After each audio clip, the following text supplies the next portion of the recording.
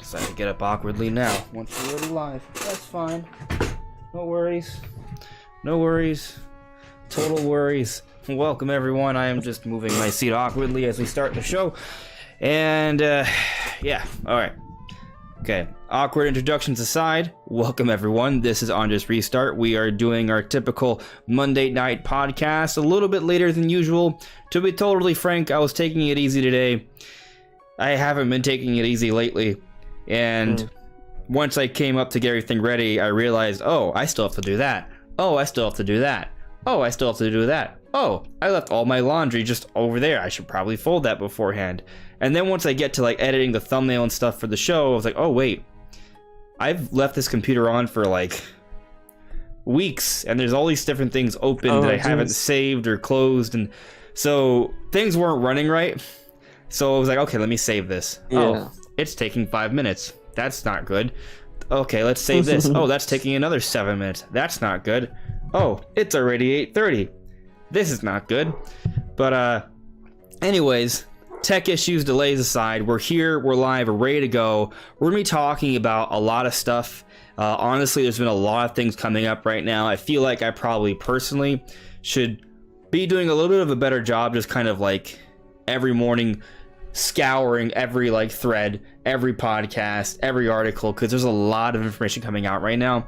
But don't worry, I have a good read on most things that are happening, so it's not like I'm just doing this with no knowledge of what's coming. There's knowledge here to some extent, but of course, if you guys have other things that you've heard about in the chat, for sure bring it out. But anyways, point is, we're gonna be talking about, yes, a September Nintendo Direct that has been rumored and suggested for some time by different industry insiders. I believe it's coming, so we're going to be focusing tonight, just kind of talking about when we think it's coming. And we're also going to be talking about how apparently there's also an expected name reveal for Breath of the Wild 2 as well. And also other things, like maybe the Mario movie. There's some things sort of popping up about that. Are we going to be getting news on that during this Direct? And other cool little things, maybe Kid Icarus, maybe F-Zero, maybe Metroid, and potentially more. So there's a lot to sift through right now. Oh, thanks, my brother. I'd asked my brother to bring me water. Appreciate it. He's very nice. I needed water, so tonight I forgot to bring. Stay hydrated, folks. Stay hydrated, absolutely. But yeah, so there's a lot to talk about tonight. But Brandon, how are you doing before we just go full throttle on all of this stuff? I'm doing fine, you know. I got my room set up. A lot of my stuff was in boxes.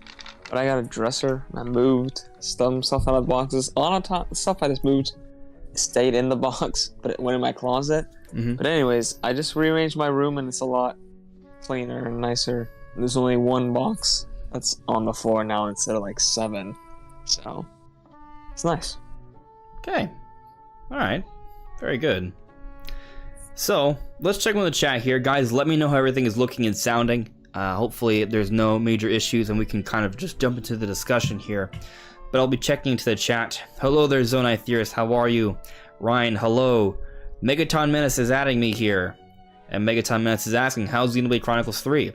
Well, I'll tell you, it's been a pleasure. I've been enjoying this game. I am in... man, I don't want to spoil how long the game is. So I'm like debating if I should even say what chapter I'm in. I mean, I can say what chapter I'm in. I don't think that spoils how long the game is. I'm in chapter 6, and I know I'm far into the game, but I'm not going to spoil how far into the game. But as I progress, I'm finding like there's parts in the game where you're like, okay, that's it. There's no more. Oh wait, no. Yes, there is. So that's kind of something I appreciate. Like when you think you've seen everything there is to an area, they're like, no, there's more.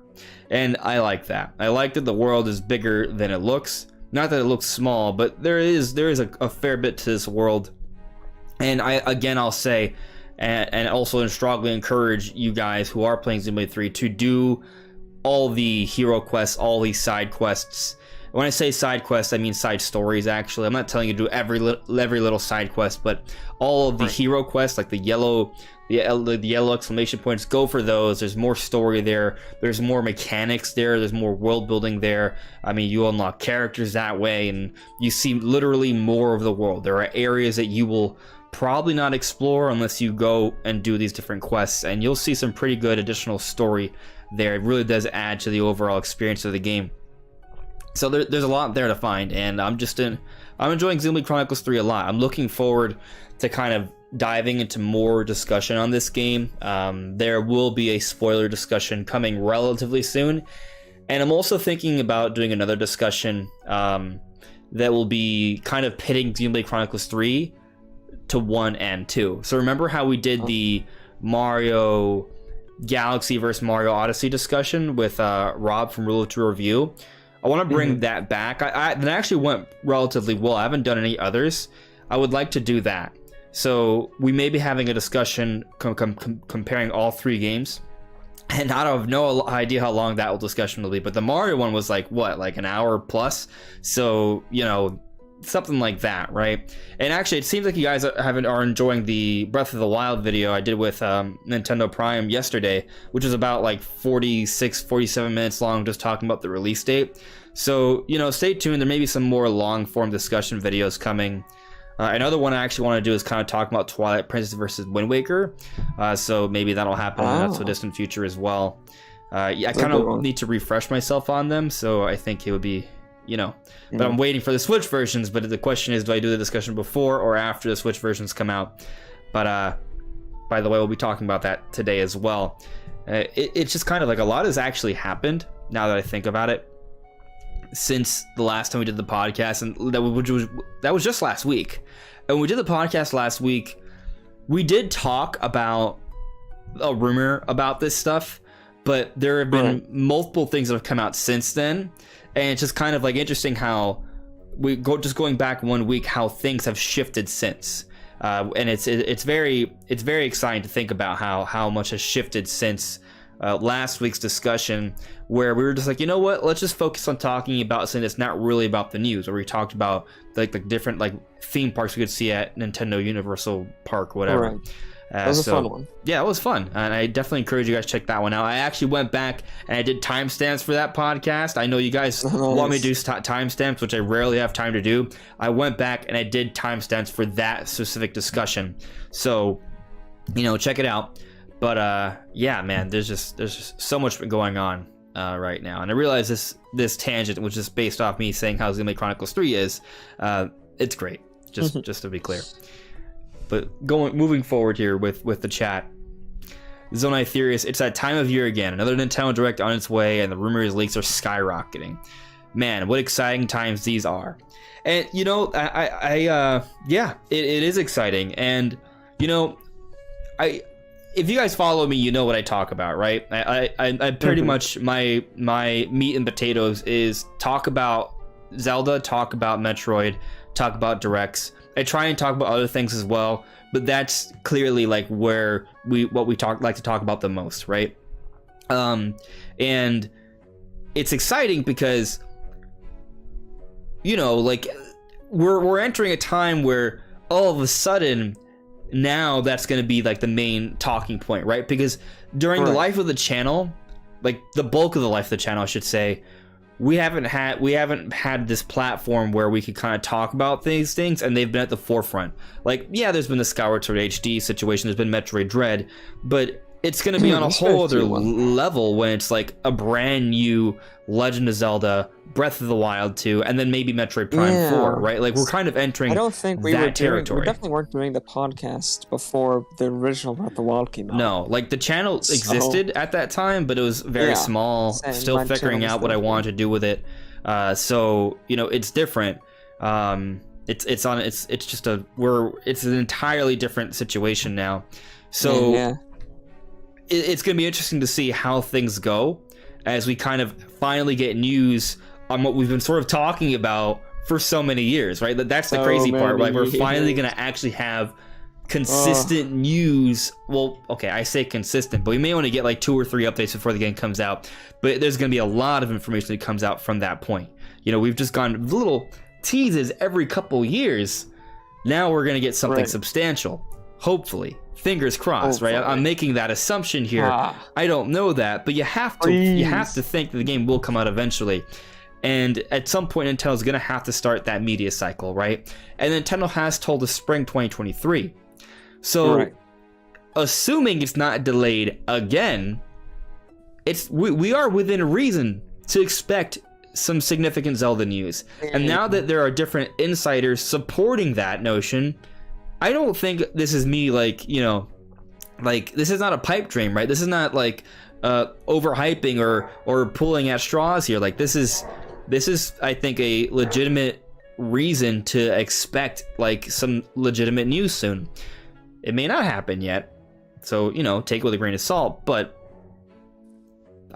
I think we're in for some serious stuff soon, and that's exciting. We're gonna have a lot to analyze and speculate on and dissect, and in a few months after that, we'll actually be playing it. You know, so things are gonna be at a whole other level. So it's exciting. These are exciting times, Zone Theorist. Exactly. We're so close. Yeah. We're on the cusp. The cusp. What a beautiful. I like that word, cusp. It's better than moist. But anyway, moving on. Ooh. Moving on. Let's see here. Wyatt Partridge. I know it's been talked about to death, but I am so hopeful for Zelda acknowledgement at this direct. I hope for the Wind Waker and Twilight Princess Switch ports because more people deserve to play those games. Yeah. That's so right. Yeah. And, you know, I'm gonna continue on the chat, don't worry, but I'm gonna take this moment to kind of jump into our first sort of topic that isn't listed in the description, but it's kind of one of the things that's been discussed over this last week. And that discussion has been about a slew of GameCube remasters. And I think there's been a little bit of confusion, or not, it's hard to say really, of what's happening here. So basically, we've had multiple podcasts from Jeff Grubb and Mike Minotti, his co-host, and they've talked about a number of things. But the main thing that they've talked about, where everything is sort of kind of leapt out from, like the foundational piece to all of this, has been the hard set report, the confidence in what, and they said multiple times, the confidence they have that both Wind Waker and Twilight Princess for Switch will be announced in a direct this month of September. Like, that's the foundational piece to everything else that's been happening, I would say. Like, that's like the first like real significant report from these guys about what's to come this month. So that's exciting stuff, right? But trying to keep myself on topic with this subject of GameCube stuff, GameCube remasters. Both Wind Waker and Twilight Princess came out for the Nintendo GameCube initially. They were both developed for the GameCube. Now, Twilight Princess, I think, technically came out first on the Nintendo Wii, but it was also released for GameCube within a few days. So it came out for both systems. Is that like a Japan thing? I don't remember the specifics on it, but they came out around the same time. But they made sure to have that Wii version come out, like they wanted to hype up people for that. Kind of very similar to Breath of the Wild with Wii U and Switch. So it's a very similar situation there. But those are GameCube games, basically. They're both developed initially for the GameCube. And then we're also getting Metroid Prime Remaster for the holidays. Jeff Grubb has been adamant on that as well. So those are 3 significant GameCube games. All 3, I would say, are top 10 GameCube games. Easy. Top 5, argue, but Wind Waker and Metroid Prime are like top 5 for sure, but those compete for my top 3 constantly. So yeah, I mean, those are some of my favorite games of all time. They're incredible games, 100%. But kind of continuing with what I'm saying here, people have heard of those 3, and now there's kind of more discussion of what about more? And I know there's been some things said on Twitter, some different threads. I believe Direct Feed Games made a tease. Liam Robertson made a tease about Nintendo fans eating good or GameCube fans eating good this month. I'm paraphrasing here, but something to that effect, right? So there's been that discussion, and I think some people are starting to think, oh, does that mean there's more GameCube stuff coming? Does that mean there's like some sort of GameCube renaissance that's about to occur? And I guess to some extent that comes down to your interpretation, right? Because those 3 games, you could argue, is already a lot. Yeah. And we've seen other people talk about it. Actually, Jeff Grubb and Mike Minotti talked about it on one of their podcasts. They've had like 3 podcasts this week. And they've been on other shows. Yeah, they've been going to town recently. And there's been like a little bit of information that's come out from each one. Yeah. But they talked about this too, and from what I remember from what they said, that like it's those 3 games. Like anything else is that there's no like reports on that stuff, right? Gotcha. But I'll say this. No, Brian, I've been talking for a while, so I'll let you go here, and then I'll tell you what I was gonna say. I'm just thinking, more than 3 sounds like a lot of remasters. I get that maybe if you have Wind Waker and Twilight Princess in a bundle, then you really only have like 2 items you're trying to sell that are remasters here, or remakes, or whatever you want to call them. Mm-hmm. And then, one of them's a port, so, it's an old remaster. It's not like a new remaster like Prime, so maybe you can get away with another one. But it does seem kind of like a lot to have, 4 or 5 remastered titles that you're trying to announce all in the same direct. Seems like a lot of old content all at once. Yeah. So there's a few different angles here, right? Because I believe Direct Feed Games made some reference to F-Zero. And I think some people construed that to maybe mean, oh, snap. And he made that response in response to Liam Robertson talking about GameCube fans, being happy about what's to come soon. F-Zero GX for many is like the best racing game ever. I'm like one of those people that have argued that F-Zero GX is like arguably the best racer ever. Maybe you could put it like in a subsection like of arcade racers. Sure, maybe. Or everything can be put into a subsection though. Yeah, but F-Zero GX to me is one of the best racing games ever made. Right? It's incredible. It's an incredible game. It's very challenging. Perhaps, and that's maybe like what holds it back. It's so challenging that not everyone can truly enjoy it. But that's kind of one of the things I love about it. But anyways. Is it the Dark Souls of racing games? Bro, Dark Souls is easy compared to F-Zero. Like it is. Okay, all right. You're making me tangent upon a tangent upon a tangent. But anyways, let me speak on this. I have to speak on this. Okay. I love Dark Souls. If you guys have been following me for a while, I would say I'm a moderate Souls fan. I haven't played every Souls game, but I've played a handful of them, and I plan on playing more. I still haven't gone around to Elden Ring, but I will. Okay, I think they're great. I love them. I would say the Souls games are probably my favorite series of games outside of Nintendo. But anyways, okay. I say that to express that I understand what a Souls game is. I understand the difficulty of what a Souls game is. And they are challenging games. I mean, I don't want to, they are very challenging, and they're scary too. You don't want to, there's, the atmosphere in Souls games, it can be dark, and you don't know what's around you, and you know everything can kill you. So you're scared to progress, and there are stakes there. That's all the case, right? And I would say, and in some ways, a Souls game can be very frustrating, because you may have a lot of, let's say points or souls gathered up that you can use to power yourself up and buy things, and you're at risk of losing it all. There is those stakes there, that pressure. But F-Zero, there isn't necessarily that pressure in the sense of, oh, if I fail, I lose everything. But the actual difficulty it takes to accomplish and beat something in F-Zero GX is on a whole other level. There's a few different tiers of difficulties in F-Zero, and if you play through normal mode on story, that's already something that will probably make you smash your controller against the wall. Normal mode in F-Zero is already harder than the Dark Souls experience. But then there's hard mode. And I believe there's a difficulty beyond that too. And there is content locked behind. Is it called impossible mode? It's very challenging. It's a very, very challenging game. And to a fault, you could argue, right? So with the next F-Zero, I don't expect it to be as hard. Easy mode? called normal.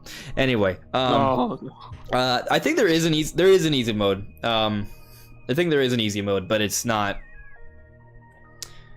for everything. You can't unlock all the content in the game playing on easy mode. So that's yeah. But I believe there is. So anyways, coming back a little bit here. There's been some talk about F-Zero, right? Now, this is interesting because let's go back a few weeks ago when we talked about Silex Hunter, the person who has shown to be more reliable than Samus Hunter, and they were teasing F-Zero cryptically.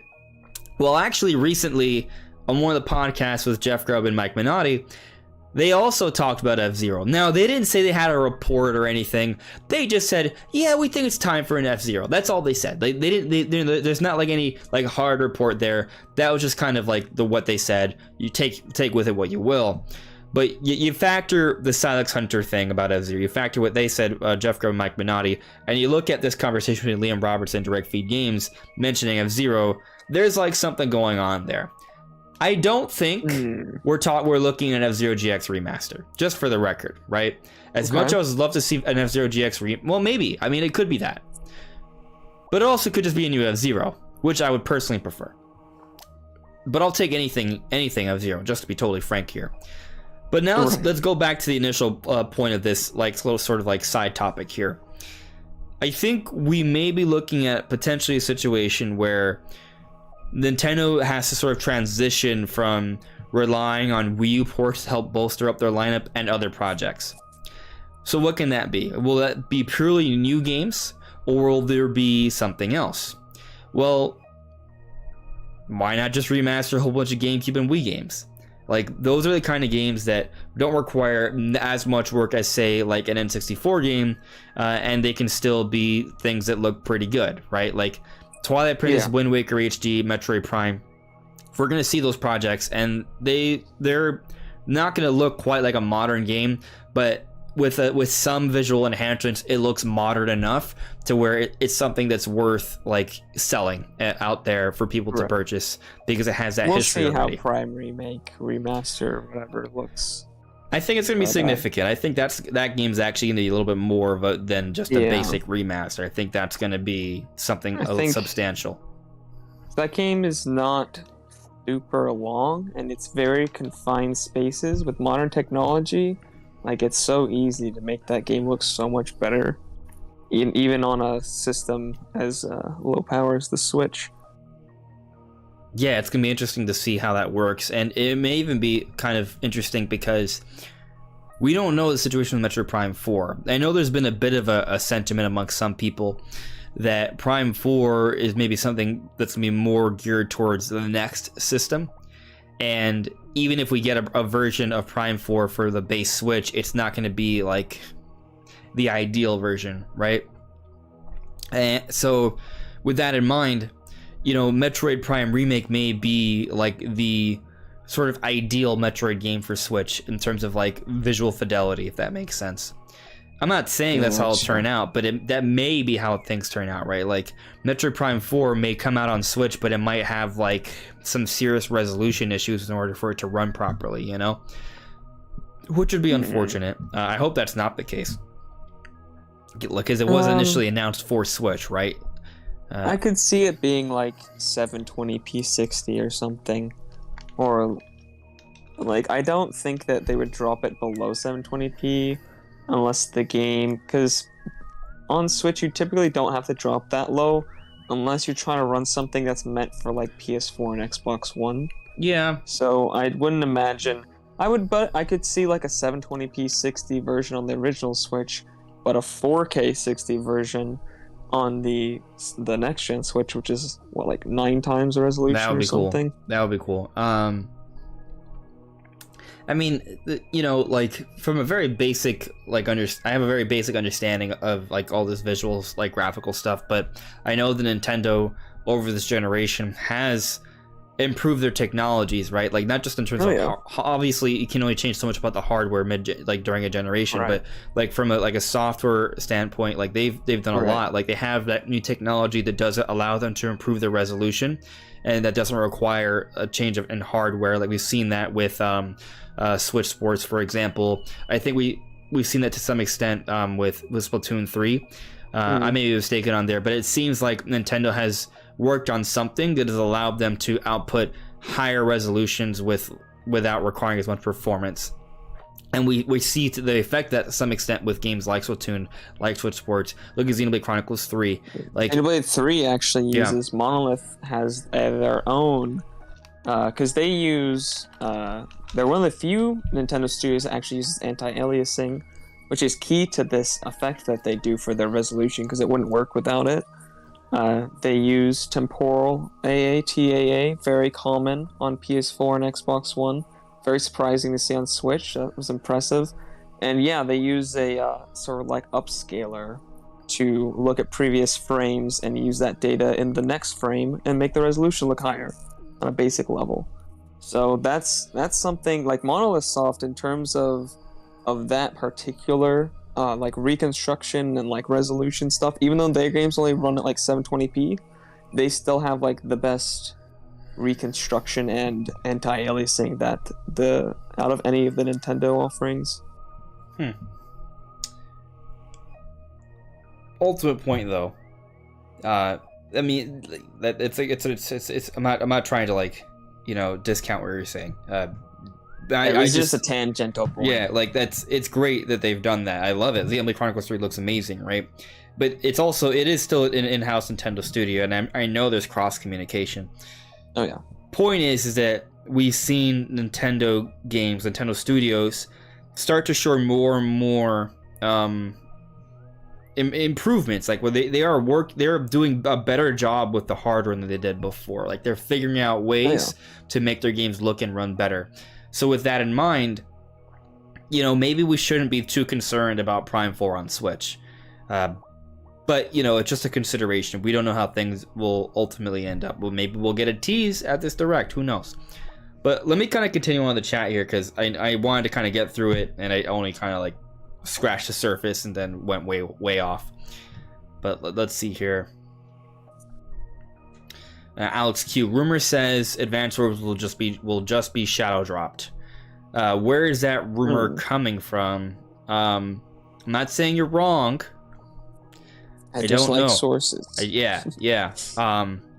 I will say man, I just at this point I do want Nintendo to take their time with when they come out with Advance Wars because there's so much stuff coming out, and if we believe that Metroid Prime Remake is coming out in November. And if Breath of the Wild 2 is truly coming out, say March, then I would expect the Zelda or the other Zelda remasters, Wind Waker and Twilight Princess, will also come out sometime this year before next year. So there's enough of a gap there. Yeah. So with all that in mind, I just don't think there's enough space for Advance Wars when we also consider Bayonetta, Mario Rabbids, all of that. Like just too much. What were you gonna say, Brandon? Also, just haven't been marketing it like for a long time. Like, most people are, have forgotten about the game, I'd imagine. So if they just shadow drop it, even if they talk about the Direct, I feel like a lot of people wouldn't even realize it come out. I feel like it needs at least some marketing. Because, it's just in a weird state, not being released even though it's done. Just, everything surrounding it. It's just weird. I feel like it needs some kind of marketing. And not just be shadow dropped. Yeah, I agree with that. I don't want to see it suffer. I want it to come out at a time where it can thrive. So I'm actually at this point, I'm hoping it comes out sometime next year, but at a time of the year where it has some chance to succeed. Just because I want it to succeed, because it's an old franchise that Nintendo bothered to try and bring back, and also is made by Yacht Club Games. What is it? Yacht Club Games? No, I want to get this right. No, I think Yacht Club does just Shovel Knight, right? Yeah. So I'm confusing them. It's the people who made Shantae. I know they're the ones who made it.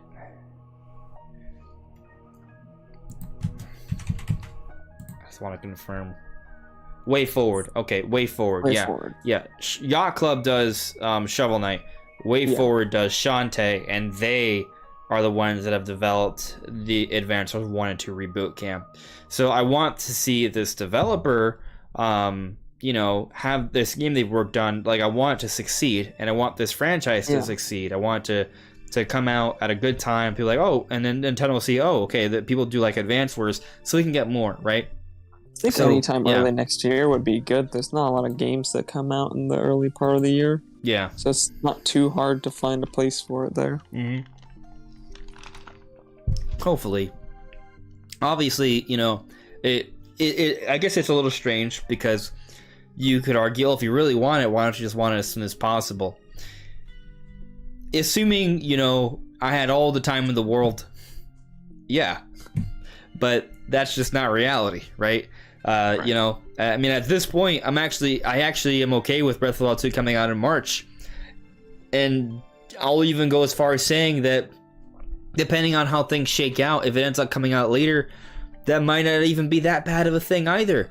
Because there could be cool stuff that comes up between here and now, right? Like, I'm still playing Xenoblade Chronicles 3. Splatoon comes out this Friday. I'm going to play Splatoon 3 then, right? Like, I never got around to doing the DLC for Splatoon, the Octo expansion. So, you know, that's a good one. There's that, and then in October there's Mario Rabbids and Bayonetta 3, right. And if we get the Zelda remasters, I may want to replay both. And if they both come out this year, like, that's just a lot. And then if in November we're getting an open world Pokemon game and Metroid Prime Remake, I am definitely getting both of those games, and I am definitely going to play both of those to significant levels. So it's just kind of like there's all of that, and then if Advance Wars comes out, say January or something, like there's a lot. And what about other things that Nintendo may announce? You know, God forbid I play a third-party game, right? like yeah, so you know, maybe I want Sonic Frontiers, for example, right? Or maybe I want to try out Persona on Switch. Like there's some stuff. So I'm personally okay with things being spaced out a little bit. That all said, I want some Zelda news. I want some Zelda news. Please. I think it's time we get it. Exception. Yeah. Even if it comes out a little bit later, I want some Zelda news. The news itself is more important right this second than the game releasing for me. It's like I want to know things about it. Yeah. Yeah, we're going to be talking about that tonight. To a significant degree, but I want to get to it because there's so much to really kind of talk about. Really, every topic we'll probably cover could probably be discussed upon even more so. But you know, that's just there's only so much that can be done. We don't have unlimited time. Unfortunately, not. Yeah. Zone Theorist, anticipation for more news on Breath of the Wild 2 is increasing significantly. Can't wait for more info on it, right? Hello there, Having Hope 5. How are you? Charles Fidel, thank you for watching the podcast, but also you're welcome. I enjoy doing the podcast. Tracy J, hello there. Hello there, that veggie gamer. Elemental Hero, Shadow Link, Dragon Wolf King. Let's not forget the Silent Hill rumors. I don't heard any. I think I actually heard something, but it's not something I really focus too much on. Yeah, no, I think I heard something to that. It wasn't really something I paid a lot of attention to, but I think there is something coming for that. So I can't really speak on it because I didn't focus on it. I haven't played Silent Hill before, probably why I didn't pay too much attention to it. I've always been more of a Resident Evil fan. Not saying you can't be a fan of both. So, you know, yeah. Congratulations on the move. I don't remember when I moved, but I did. So, sort of. Thank you.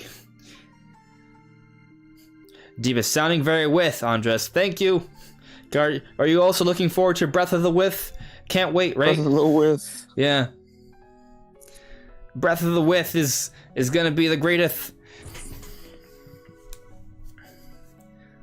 I'm just kind of scrolling through the chat here. Oh, actually, okay. This brings us to one of the main topics of the show. So let's just get to this question here. Mario Plumber, great name. When do you think Nintendo will announce the Nintendo Direct? All right, so this is great because it brings us into literally the first part of the title of the podcast, the September Nintendo Direct date. So first, let's talk about. Well, I think both are kind of they're hand in hand. They're two sides of the same coin here. So I'll tell you this, Jeff Grubb, right, where a lot of this information has come from, right, has said he's heard the week of September 12th. So the week of September 12th means sometime in that week, okay? And I also know that Tokyo Game Show starts on, I believe, September 15th. I'm going to confirm that real quick. Yes. Are you confirming that for me, or you just think that sounds right? Remember we talked about it last week briefly, but you can confirm it. Yeah, I just like being right. Well, it's always good. My memory's not that amazing, so it's always good to check. September 15th. So September 15th to the 18th. So typically we see Nintendo Directs in September happen maybe a week or so before the Tokyo Game Show. Right. I don't think we have enough time this month to really do it like 2 weeks beforehand, but I mean it could happen this week, so that there is that possibility, right? So maybe. So it hasn't been announced yet, and I feel like well, I mean today's a holiday. Usually it gets announced a day or two. Yeah, today's a holiday. They could announce it tomorrow and have it on Wednesday. They could have it on Wednesday, yeah, or Thursday. It'd just be weird for me to have it like 2 days before the Splatoon release when you already had a Splatoon Direct. Right. So let's kind of like illustrate what's going on here with words. I know. As we do. Visualize it in your mind. Okay. So September, my brain. All right. So on September 9th, Splatoon 3 is coming out. To Brandon's point, right? So I agree with you, Brandon. I think it would be weird for Nintendo have the Direct this week to distract from Splatoon 3, right? Is that your basic point? Okay. Exactly. But on the flip side, historically speaking, we've seen Nintendo have Directs not a day before Tokyo Game Show, usually about a week or so. So that would suggest that maybe we do get the Direct at the beginning of September.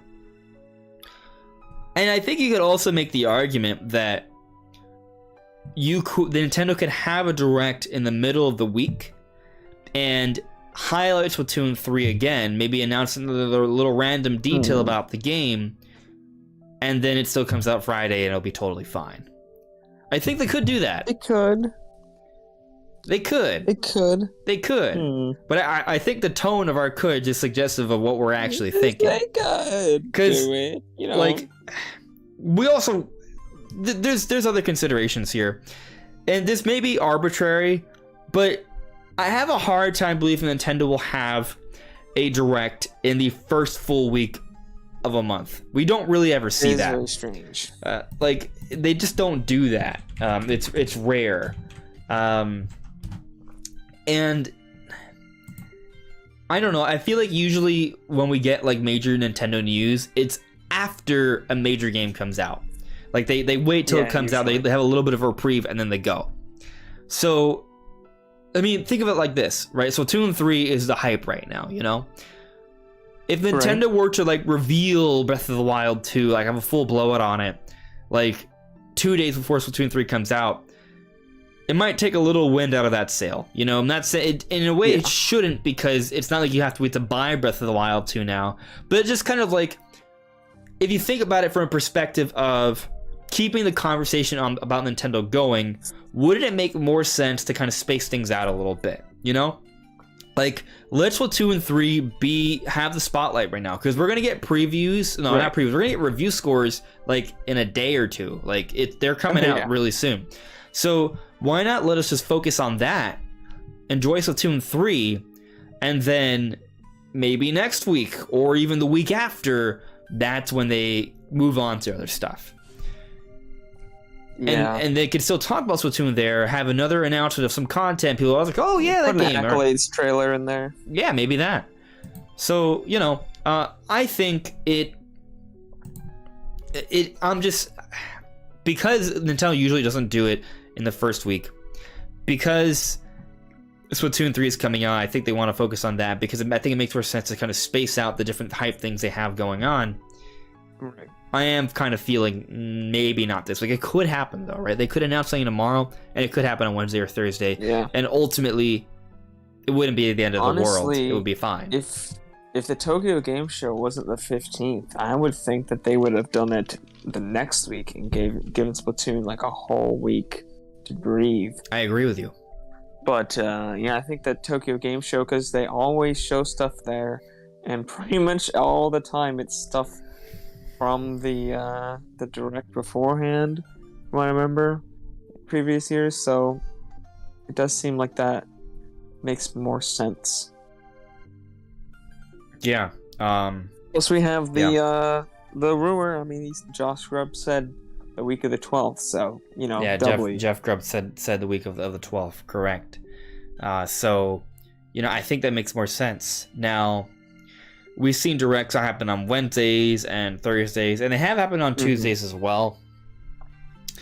I don't think it'll be on Tuesday, because when it happens on Tuesday, it's because it's like an E3 thing, so they have to schedule it for like the E3 sort of timing. There's no E3 timing here. So I think it's either Wednesday or Thursday, which puts us on September 14th or September 15th.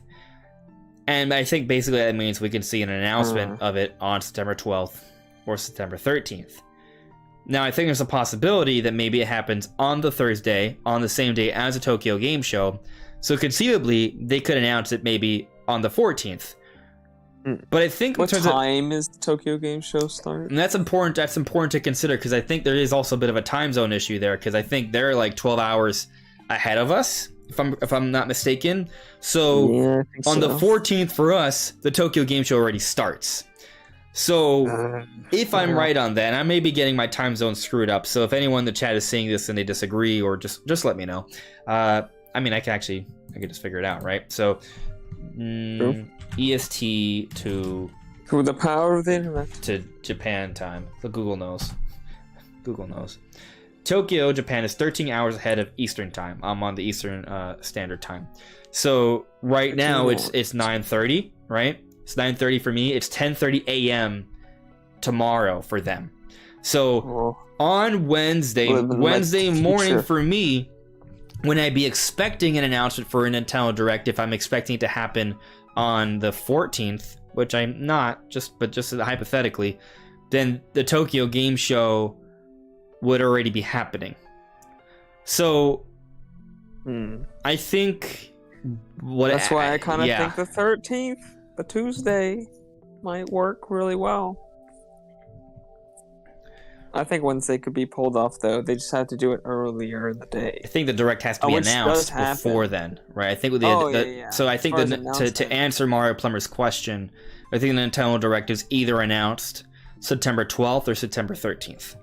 That's what I'm thinking. I have a feeling we might be talking about the Nintendo Direct that is going to be announced in next week's podcast. It could happen. We could be talking about it, to be fair. Am I expecting that, though? For me, it's kind of 50-50, to be honest, if they announce it on Monday or Tuesday. But I do think it's going to be announced on one of those 2 days. Yeah. So I don't think it's going to be Sunday, because it's the weekend. Yeah, they never do that. It doesn't make sense either. Friday's too early, and Splatoon's coming out that day, so it doesn't make any sense. So Monday or Tuesday makes the most sense. Probably in the morning. So if it's Monday, we'll be able to talk about it on the podcast. If it's Tuesday, we won't. Right? Well, I mean, we're probably going to focus more on like our actual predictions next week. So, Yeah. I think regardless of whether it's announced or not, we'll probably do our predictions next week. We'll see what happens. It kind of depends on what happens throughout this week, right? But we'll see. Yeah. Yeah. By the way, I see that we're currently hovering around 100 viewers on the show. Awesome. It's been a little while since we've been around those numbers. That's great. Guys, if you could leave a like, that actually helps out a lot. It brings out the podcast to more people, and more people will watch, and it's super helpful to the channel. So leave a like, subscribe if you haven't done so before. Super appreciated. Thank you so much. But anyway, yeah, so I think, we're on the same page, right? We're expecting an announcement next week, either on the 12th or the 13th, right? Yeah. Now, I think you bring an interesting point, Brandon, because let's say the Direct is announced on Tuesday the 13th for a Wednesday presentation. By the time that presentation happens, the Tokyo Game Show will have already started. And the idea with the Nintendo having Directs before the Tokyo Game Show, the only reason this is of any significance is because there will be some games announced during that Direct that will be featured at the Tokyo Game Show. Right. And we're not even talking about major Nintendo games. We're talking about third-party stuff, really. So yeah, that's usually kind of where there's like a little bit of Monster a concern there, I guess. Now, I think another thing to consider, though, is when the Tokyo Game Show starts, because they can make the announcement of the games right before That's what I'm saying, like, the show they starts. could have it if it's early Wednesday for us. It might be before the show starts. And they are not afraid of doing early morning directs. They've done it before. Yeah, so September 15th, 10 to 11. I'm assuming that's their time, right? Right. So they 10 a.m. they just have to do it before. They could do it like an hour before. Well, it's 10 a.m. their time, right? I could be mistaken here. That'd be 9 p.m. for us then on Wednesday when it starts. So as long as they did before 9 p.m. on Wednesday, Eastern time, that should be good, right? Yeah. As long as they do it Wednesday morning, it's fine. Yeah. Yeah. Yeah. So 10 a.m. their time is when it starts, right? So if we're 13 hours behind, that's 9 p.m. 9 p.m. for us is when it would start Wednesday night. So September. So as long as they do it before Wednesday night, they're still good. Yeah. So like on they have most of Wednesday. Yeah. So it could still. Yeah. Exactly. So it doesn't really matter. So the Direct. I think honestly, I think Wednesday's the day. That's what I think. Because of that. Right now, if it was like earlier, to your point, Brandon, maybe I would consider 13th. I think that's still maybe in the cards because maybe they want a little bit of a gap between them. But ultimately, I think what's most important is just that they're announced, just for like legality reasons, maybe. So my personal belief, and I guess it hasn't really changed, is September 14th. That's when I think we're getting the Direct. I think it's being announced on the 12th or the 13th. I think it would better be announced on the 12th just so we can talk about it more. But I think it's going to be announced on the 12th or the 13th, and it will happen on the 14th. Mm-hmm.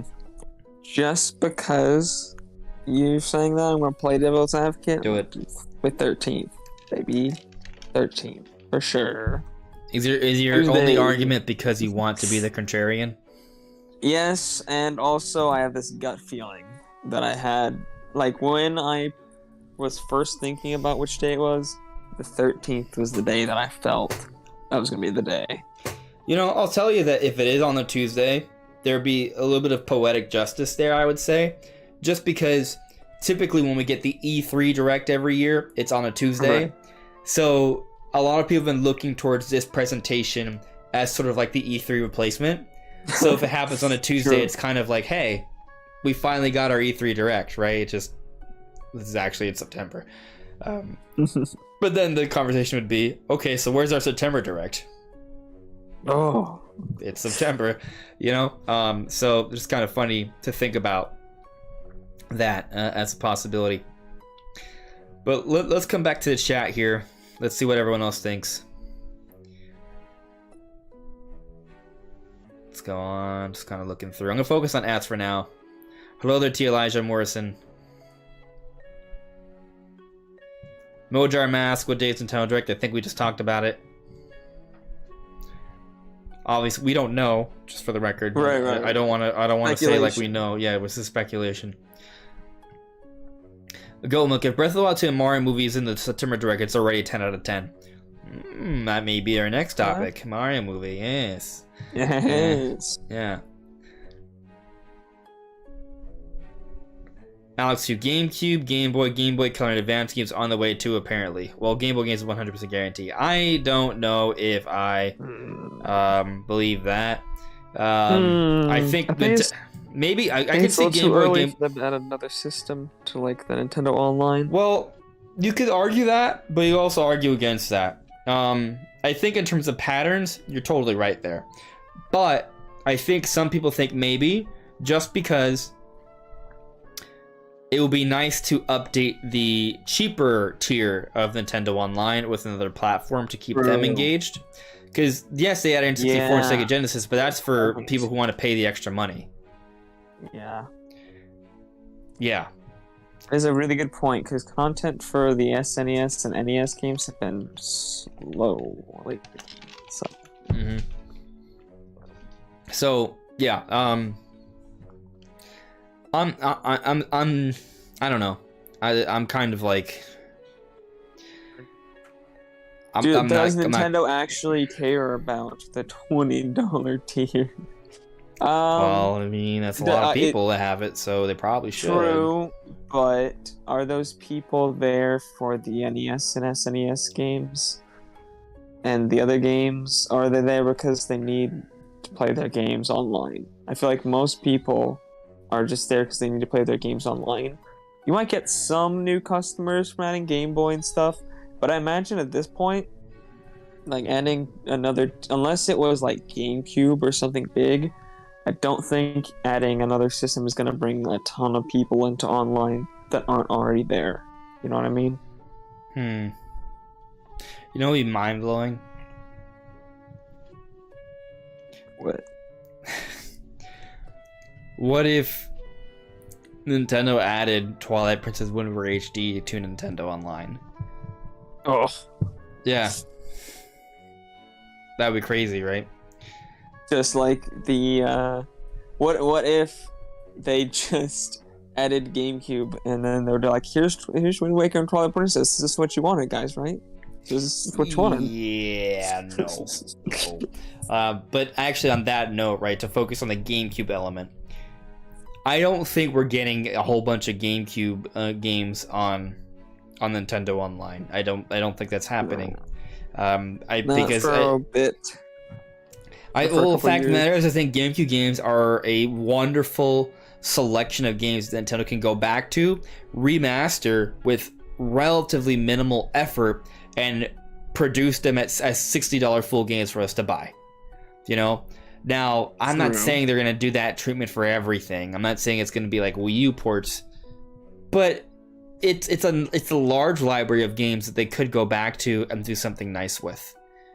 You know, we could get an F-Zero GX remaster, right? We could get a Star Fox Assault remaster. We could get a Batten Kaitos remaster.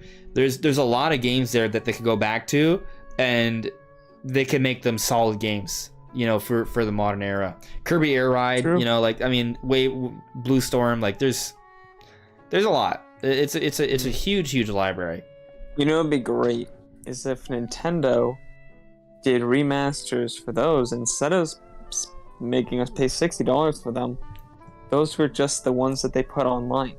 And I don't mean like everything has to be like a Twilight Princess HD where they go in and actually like change textures and stuff. But if everything was like just 60 FPS, 1080p or 4K, you mean maybe more like the Mario remasters? Expensive. Yeah, like the treatment like Sunshine got. Extensive. Yes, but like yeah, that's a good example. Like something that's a little more extensive than just, you know, throwing them online at a high resolution through an emulator, but not obviously like full remastered efforts. But like otherwise, honestly, I think GameCube is so old at this point and technology has gotten so far. I want them to do remakes on a lot of these games, like full remakes. Like Wind Waker is great as a remaster because it's Wind Waker and certain games work fine. Whereas other ones, like, I would love it if they never re-released Twilight Princess HD and just remade Twilight Princess. You like in the art style of like Smash, like that Smash stage for the bridge that overlooks Hyrule Field and Hyrule Castle. They remade Twilight Princess look like that. Oh my god. That would It'd be be pretty so cool. good. Or like Actually the go back and like redesign the world to have like more things to explore. Go back and actually add those like combat, like more writing sections like they wanted to originally. I could see them pulling off the tech demo on a large scale with their next piece of hardware. The Wii, remember the Wii U tech demo? Like that was basically Yeah. like a next gen version of Twilight Princess. Like imagine that. Yeah. Like That'd be amazing. it. Like I'm not saying that the Switch couldn't pull off a scene like that, but I think on a large open world scale, probably not. Probably not. No. But on their next hardware, yeah, I think, yeah, for sure. So it'd be kind of cool to see. And actually, this is an interesting tangent.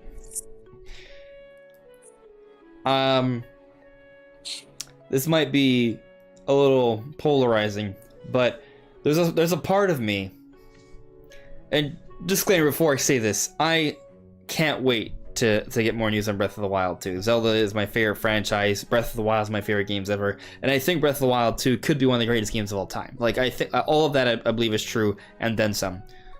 But there's a part of me that kind of wishes we weren't getting a direct sequel to Breath of the Wild 2, and we were getting a brand new Zelda with a new art style. And part of that is because we've waited so long already, right? Like I felt like initially when they announced his sequel, I was like, oh, this is awesome. We're gonna get this really soon. And no, we've waited longer than we've waited for any Zelda ever. So that's kind of part of the reason I feel this way. I will say, I love the Breath of the Wild art style, and specifically I love it because unlike some of their other art styles, it bridges this great gap in between being like Wind Waker, where there's no real room for technological improvement. Like the art style, like the Wii U version, sure you could make it 60 FPS or 4K or whatever, or maybe high resolution textures, but essentially it is a perfect looking game for it hits its art style perfectly. There aren't really technical issues it has within its artistic like limits that it sets for itself. Yeah. Breath of the Wild, it looks amazing, and it holds up even though the technology for it's like it's impressive that it ran on the Wii U, but it still was very limited by the Wii U. But it still looks great on Switch, even compared to some newer titles. You ever go back and play Breath of the Wild? It still looks great. Improvement. Yeah, it still looks great. But there's so much room for improvement as well. And we saw a lot of that in the initial 2019 trailer. And then, when they gave us the other trailer in 2020, I feel like we saw that in the sky areas. But then they showed us the other parts, it just looked like the the ground, and it looked the same. It looked like DLC. Yeah, it had all the same kind of issues I highlighted, like in my comparison video way back in the day. I highlighted a bunch of lighting improvements and general texture improvements, not even just like art, but like how the game rendered different things was better. And it seemed like they, in the 2020 trailer though, they went back to a lot of the old systems.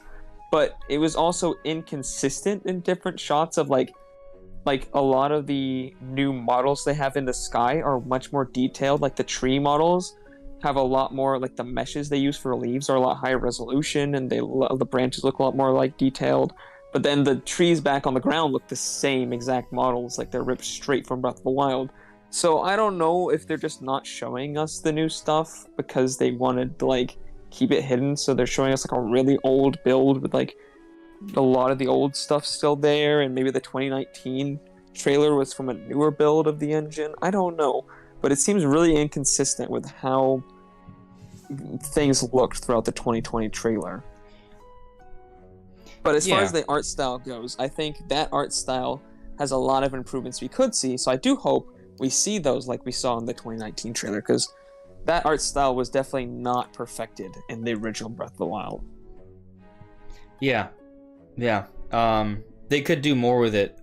It's just kind of like, I would love to see an entirely different style, right? And with Breath of the Wild 2 coming out hopefully next year, probably next year. If we have another similar wait between major Zelda games, you know, it's gonna be a long time. It's gonna be a long time before we're gonna see like the next leap. Like, I'm concerned that we're gonna get the sequel, and it's not gonna feel like a dramatic leap. It's gonna look kind of like Breath of the Wild, but a little different. I do understand, better. Brandon, to your point though, that there is a lot of room for growth, and I think that's kind of why. One of the reasons why it's important for Nintendo to finally show off this game, because I think it's been so long, we've waited so long, that it is actually truly impacting its potential success. And maybe I just sound like a whiny, spoiled little brat when I say that, but I don't think I'm not saying Breath of the Wild 2 can't be incredibly successful. I'm not saying that. Right. I think Nintendo can turn things around the moment they show it off, right? Like, I mean, obviously, there's an excitement for getting news on it now, but I do think that there is a certain fatigue the fan base has right now. I think there's also just certain expectations. It's kind of like with... Well, Square Enix has this problem a lot, because both my examples are Square Enix. So Kingdom Hearts 3 and Final Fantasy 15, both those games took so long to come out, and fans' expectations were like these were gonna be the best games. Oh, another one, Cyberpunk. That's a good one. That game took so long to come out, and expectations were just so high. It's like, if you don't deliver the most groundbreaking game that just blows our minds with how unique it is and how much content is, how perfectly polished every single thing about it is, people are gonna be disappointed, because it took, you know, what it's gonna be like 6-7 years by the time this game comes out, you know. And some of those other games are even longer. Prediction. Here's my prediction, and this is one of those predictions that no one will ever challenge me on. Well, you may challenge me on it, but I'm not going to get punished for being wrong on. I don't think, at least. I predict that the next Legend of Zelda game, the next mainline open-air-ish style kind of Zelda game after Breath of the Wild 2, will come out faster than what we've waited for this game. That's my prediction. Okay. And, you know, on one hand, I think you would have to probably agree with me, because odds are we're not going to have another pandemic that... Well, there may be another one, but it may not be so impactful the way COVID-19 was. Because it doesn't happen every couple of years. I mean, and that pandemics happen, but we haven't seen one that was as impactful as COVID-19 in a long time. So, I think that's a big reason why we've had to wait so long, right? That's one of the reasons why we've had to wait so long. So I think that helps us. But on the flip side, you could also argue, well, I mean, this game has taken so long, and it's using Breath of the Wild as a foundation. Like, it should have been done way sooner, you would think, right? And there's another reason why we're kind of excited to see more. Like, I want to see what has taken them so long with this. Like, what is it about this game that takes place in the same world, same engine, same art style, same assets? Like, what is it about this game that has taken them longer than any other Zelda game before? I know a lot of that has to have to do with COVID, but to what extent, really? Because even if, like, it's been that long. Like, how much of a delay has COVID been? Like, how much of a factor is it just COVID, and how much of it is just they've been just doing different stuff with this game? Because it's been over 5 years. Where it's gonna be 6 years if it comes out in March. If it comes out in March, it's gonna be 6 years since Breath of the Wild came out. That's a huge gap. I mean, you know, like, if they were honestly, like, if they were truly, like, were just reusing the engine and assets and things like that, they could have made probably an entirely different world and come out with 2 games in that same time. So probably, it just makes you wonder, like, what is it about this game that has caused it to take this long? From that perspective is actually kind of exciting, right? Like, what is it? What's so special about this game? I mean, it's not like I don't have faith in the Zelda team. The Zelda team made Breath of the Wild. Like, you know, they're never gonna release something bad. Never. They never have. Now, are they? Do they always release Game of the Year? No. No. Skyward Sword was, I mean, for me, it was incredible when it came out, you know. As a Zelda fan, it's, you know, it's still like a big thing. But it may not be a big thing for everyone. So we'll see on that. Having Hope 5, where's Ruby? I know you want to see her, but she was playing with her cousin, because my brother has a cat too, so I just let them kind of hang out there. She may try and get in later, I'll let her in, but right now she's clearly okay. So, yeah. Moving on with the chat here. Game Over Jesse! How you doing? Oh boy. Game Over Jesse says, Andres, take off your shirt for science. Maybe see those muscles for science. At some point maybe we'll do it for science, but not tonight. Let's see here, moving on with the chat. I'm gonna just check on some ads. There's a lot of ads, so yeah, I'm gonna do a quick at run through, and then we're gonna jump to the next topic. Charles Shadell added me at PS5 Silent Hill supposedly. Okay, that's cool. Joycey J, official title guest, Legend of Zelda: Skies of the Past. That's a nice title. Not a bad guess. Yeah. Jaden Drysdale is asking, when do you think the direct will be? I don't know. I know that like we're getting to chat slower than when we're actually talking and stuff, so the time may be off here. But we already talked about it. We think it's going to be announced next week, either the 12th or the 13th, and it'll happen on either the 13th or the 14th. That's kind of like the window there. Let's see here. Debus, I'm still all in 100% on Legend of Zelda Breath of the Wild, and statistically it's as likely to be true as any other guess I could have. Yeah, all in on Breath of the Wild. Here we go. Let's go. Major Blazer, Kirby Dream Buffet, baby! Yeah, it's pretty fun. I have it. Gabriel Gonzalez added me, do you think we'll see anything Mario related during this direct? I do, actually. Yeah. So I'm going to put a pin on this for now because I want to get to the chat, but I do think we're at least seeing an update on the Mario movie during this direct. We're going to talk about that.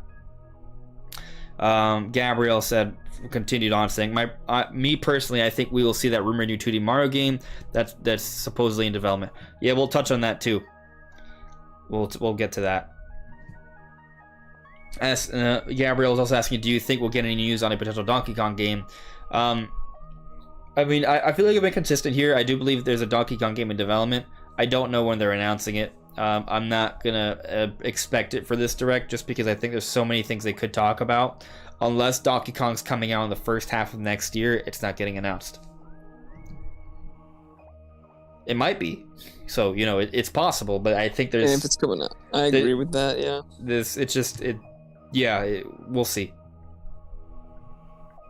GU King of Heart. Due to the chip shortage, I feel like there's a higher odds of a Zelda-themed Switch instead of a Pro Switch 2. Maybe. I'm not saying you're wrong. I honestly am not sure. I'll say that. Yeah, I don't know. If there's I think that it is a little early if Nintendo comes out with Switch 2 or Switch Pro, whatever it's called, alongside Breath of the Wild 2 this March. It makes sense in a lot of ways, and that could be what's happening. I don't think it's so early that it would be obscene or anti-consumer for Nintendo to do that, since OLED came out last October. But it also is definitely earlier than expected because we've been seeing 2-year gaps between new revisions for the Switch, not 1.5-year gaps. Also just weird for Nintendo to willingly launch it in like March again for no specific reason.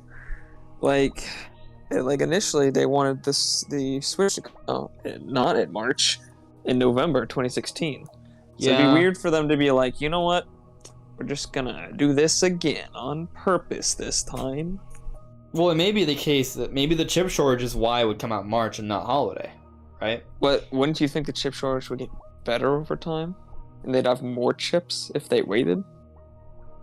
Stockpiled? Sure, but it's kind of like one of those things where, like, how long do they have to wait before it's good, right? Like, we don't, it's kind of, how do we quantify that, They right? did order so many parts this year and then just stockpiled them. We know Nintendo's gearing up for something, right? Like, wouldn't we see that Nintendo had spent more money? But you also know that they need to produce more Switches in general because they are selling out in certain places. Yeah. But remember how we talked about a few months ago how we saw from one of Nintendo's investors meetings that they're spending more money on like hardware investments. Yes, than ever before. Exactly what I was referring to. Yes. Yeah. So what that means, maybe it could be Nintendo simply making an effort to try and meet demand, even despite the chip shortage. It could be that. I'll tell you it seemed like more than that. To be fair. Yeah, I don't know.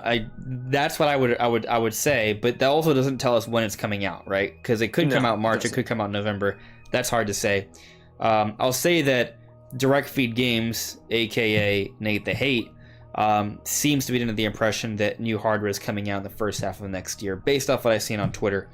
So I saw some stuff about that too. Like, we'll see. You know, there is a history of Breath of the Wild, of the Zelda in general being used to push hardware, right? And since it's slated for spring 2023, it did feel weird how they sort of delayed it to next year.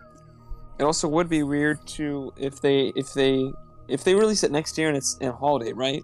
And they don't delay Breath of the Wild to holiday, they release it in spring.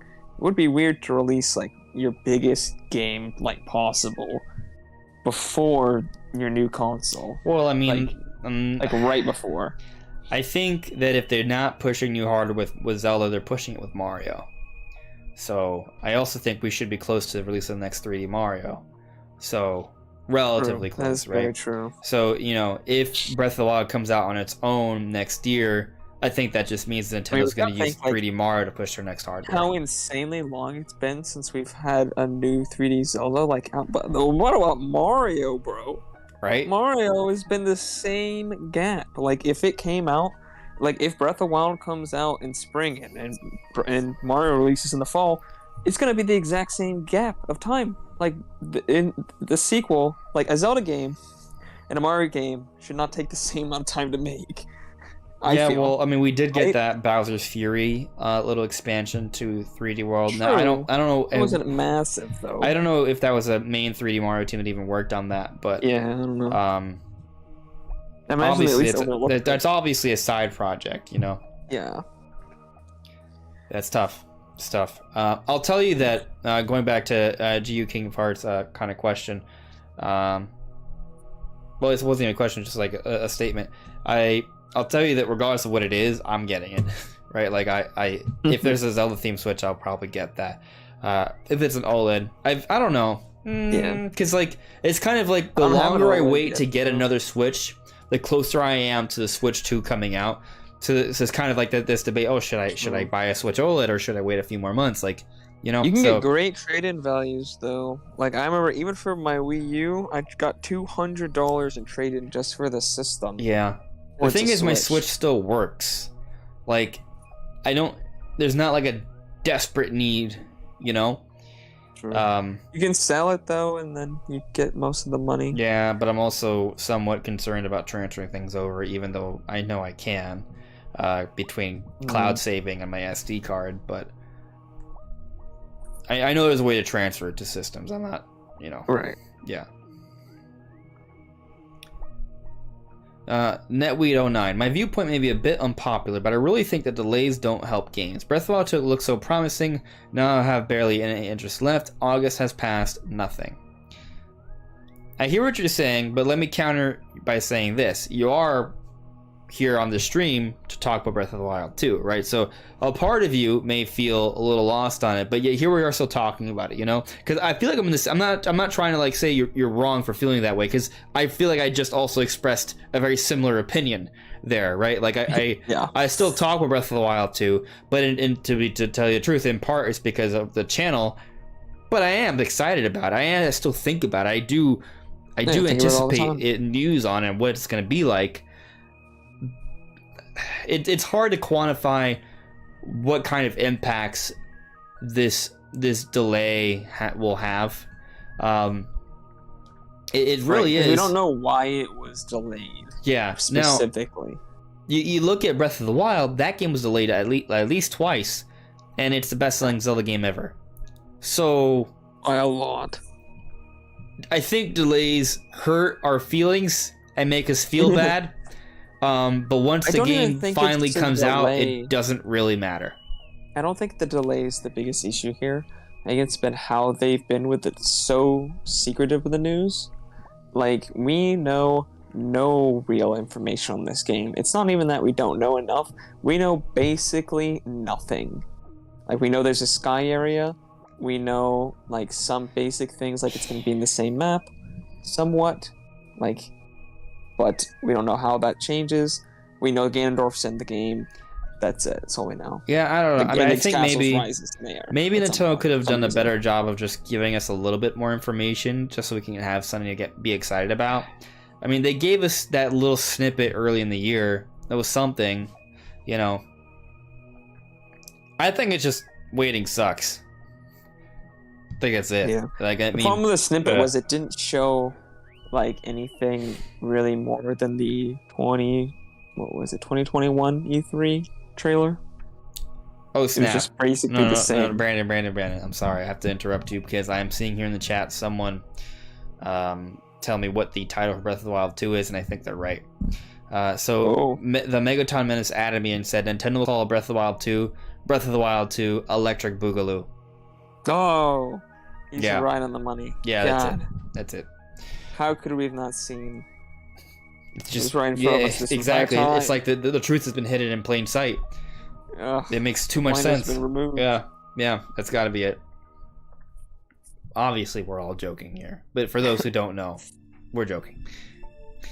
Gabriel Gonzalez, what next game do you think is the next N64 game we get for NSO? So we just get Wave Race? Yes, I think Wave Race is the last one we got. Yeah, I haven't played it yet.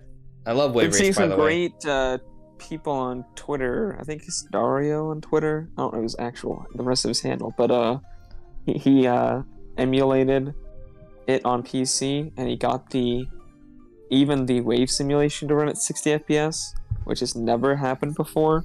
So, because the game is normally locked at 20, and on NSO it's locked at 20 FPS. Interesting. So, just some cool stuff there. Footage there. Yeah, that's interesting, because I always felt like the waves he did in Wave Race were super impressive. You don't really see waves like that in other games. By the way, I will say, when you get to the water area in Xenoblade Chronicles 3, when you're going through the water, you can actually see like the water kind of go up and down. Like there's actually a bit of a tide, which is cool. Just like a random observation there. To tell you, I can't. You know what? Gabriel, I'll say that I think maybe we get another rare N64 game announced during the Direct. I'm probably wrong. That'd be nice. But it'd be cool, right? GoldenEye. Maybe please. GoldenEye. Or maybe another rare game that's just not as important, like Killer Instinct. Perfect Dark isn't on there, I assume. There's a lot of good rare games they could pull from, so, any rare game would be very exciting. Yeah. Conker's Bad Fur Day would be the most shocking, though. That one is almost certainly not going to happen. Conker's Bad Fur Day is like one of the few N64 games I haven't actually played.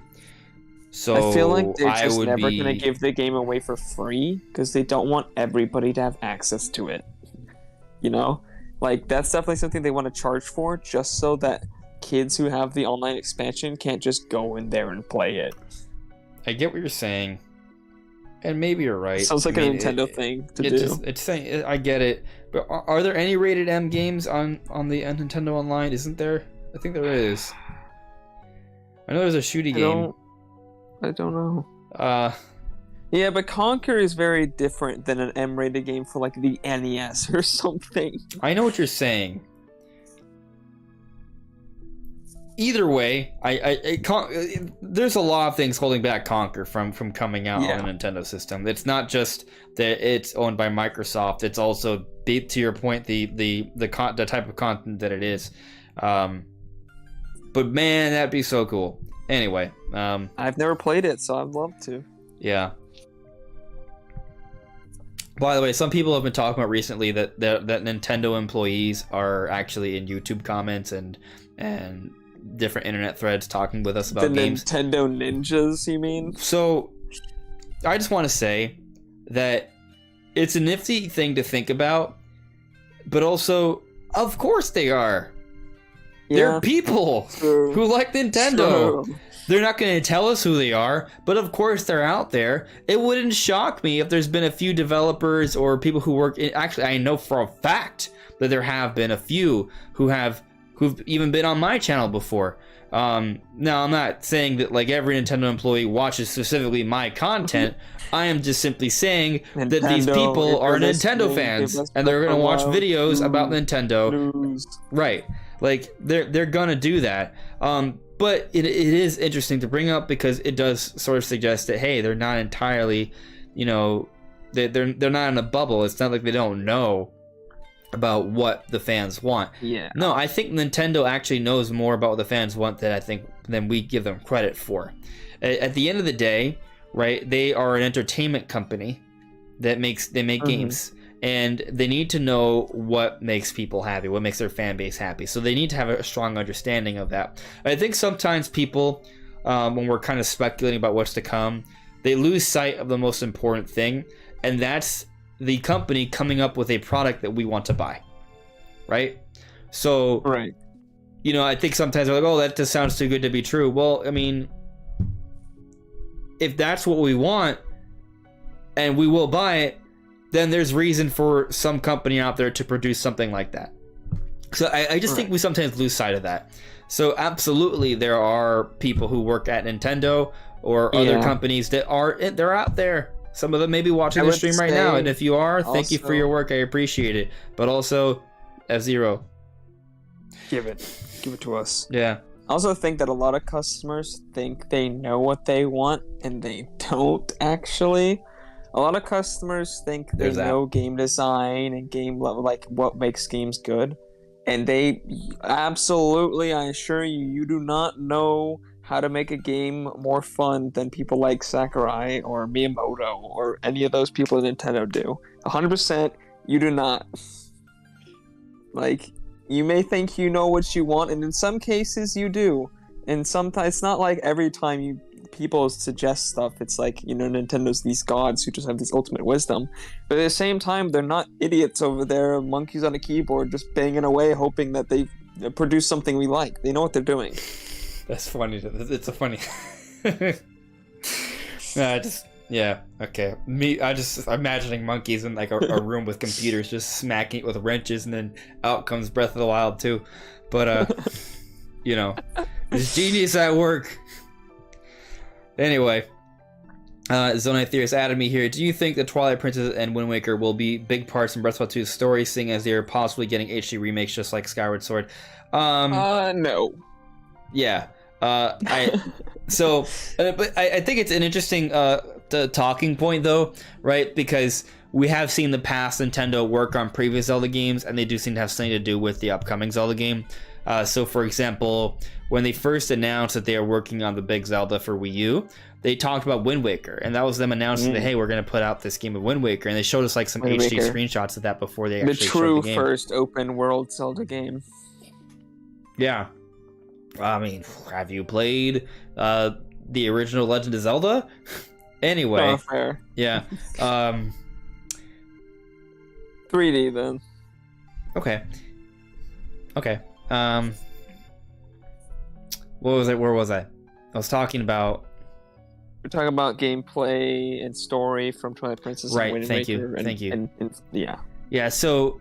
Yeah, but they took a look at Wind Waker, and I think looking at some of the gameplay elements of Wind Waker was healthy for the development for Breath of the Wild. And I think also you take a look at Skyward Sword, and they took a look at Skyward Sword and they kind of went in the opposite direction with Breath of the Wild. Now they revisited in a way, I guess you could say they revisited Skyward Sword, but I think it was a separate team that developed Skyward Sword HD. So I don't know how much they really analyzed Skyward Sword going into Breath of the Wild 2. They did keep the sailcloth from Skyward Sword and then turn that into a glider. Yeah, there are elements of Skyward Sword that did go into Breath of the Wild. I mean, there's definitely elements from different Zelda games that will find themselves to some extent in a future Zelda game. Right. But I don't think Nintendo went back to both Wind Waker and Twilight Princess, analyze them specifically. These HD versions already came out on Wii U, and now they're bringing them to Switch. I don't think it's that. I think this is basically, hey, these games are already made. We know that our fans like it when we bring out remasters all the games. Let's bring them to Switch. Because I doubt they're even going to be the ones doing anything on them. Like, they'll probably just have another studio do it. Yeah, I don't think it's a coincidence though that they marketed the Sky area of Breath of the Wild 2 when they also announced Skyward Sword HD. Like, I mean, there may have been some level of coincidence there. It was like, hey, we're working on a Sky area for Breath of the Wild 2. But when they worked on the Sky area for Breath of the Wild 2, they probably did look at what they did for Skyward Sword and considered some things there. And also, Skyward Sword was eventually going to be remastered. So there's probably some coincidence there. But when they actually hard marketed it, that was them saying, like, they wanted us to kind of think they wanted us to sort of tie them together a little bit there. That they were marketed in that way on purpose. So there's something to that. At the very least, it was definitely just because they were similar.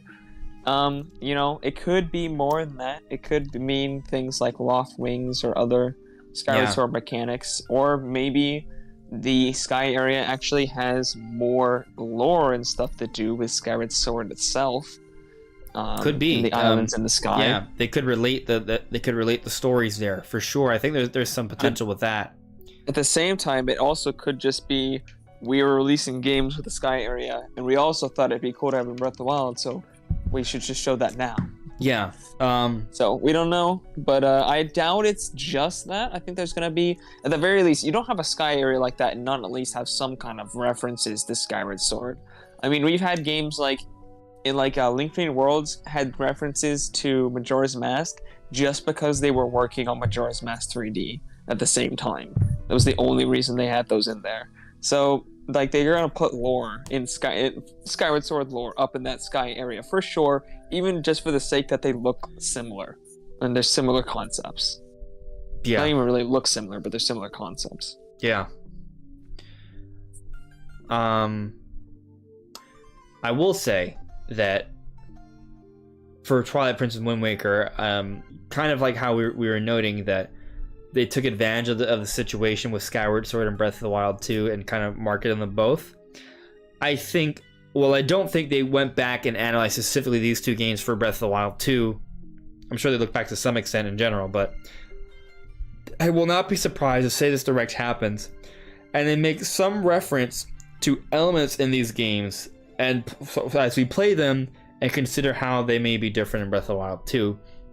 So something that, and what I have specifically in mind actually is, well, maybe they introduce sailing they may introduce sailing in Breath of the Wild in Breath of the Wild 2, and they may relate that to Wind Waker. Sailing mechanics, but no, like dedicated boats. Or they might have like a more rafts. They may have a more significant sea element in Breath of the Wild 2. Is what I'm getting at. They may do that. But they also may just simply highlight how there are a lot of unique bosses and dungeons in these games, and they may tie that into how we're kind of going back to that element in Breath of the Wild 2.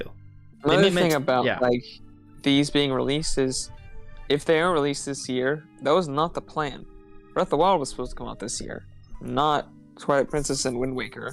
So it's not like these are games that they specifically were like planning to have right now, right before Breath of the Wild, like in the lead up, because they didn't have them last year when they thought Breath of the Wild was going to come out this year. So obviously they didn't plan on having these come out right before Breath of the Wild. This was never the plan.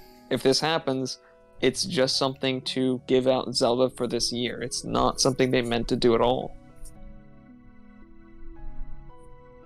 Yeah, it's just kind of coincidental that's how things ended up lining up. We know they want to have like some sort of Zelda game every year, it seems. So, although this year may be the exception if it turns out these games don't come out this year. But true. That we don't know yet, by the way, right? We don't know if they're going to make it out this year. Yeah, we don't know. It's not even confirmed that they're going to be announced, but even if, let's say we 100% believe the reports from Jeff Grubb and Mike Minotti, they don't know when it's coming out. So, we'll see. Moving on here, I'm just kind of run through the chat. All right, a couple things. I mean, honestly, is a lot. So I'm sorry if I don't get to everything, guys.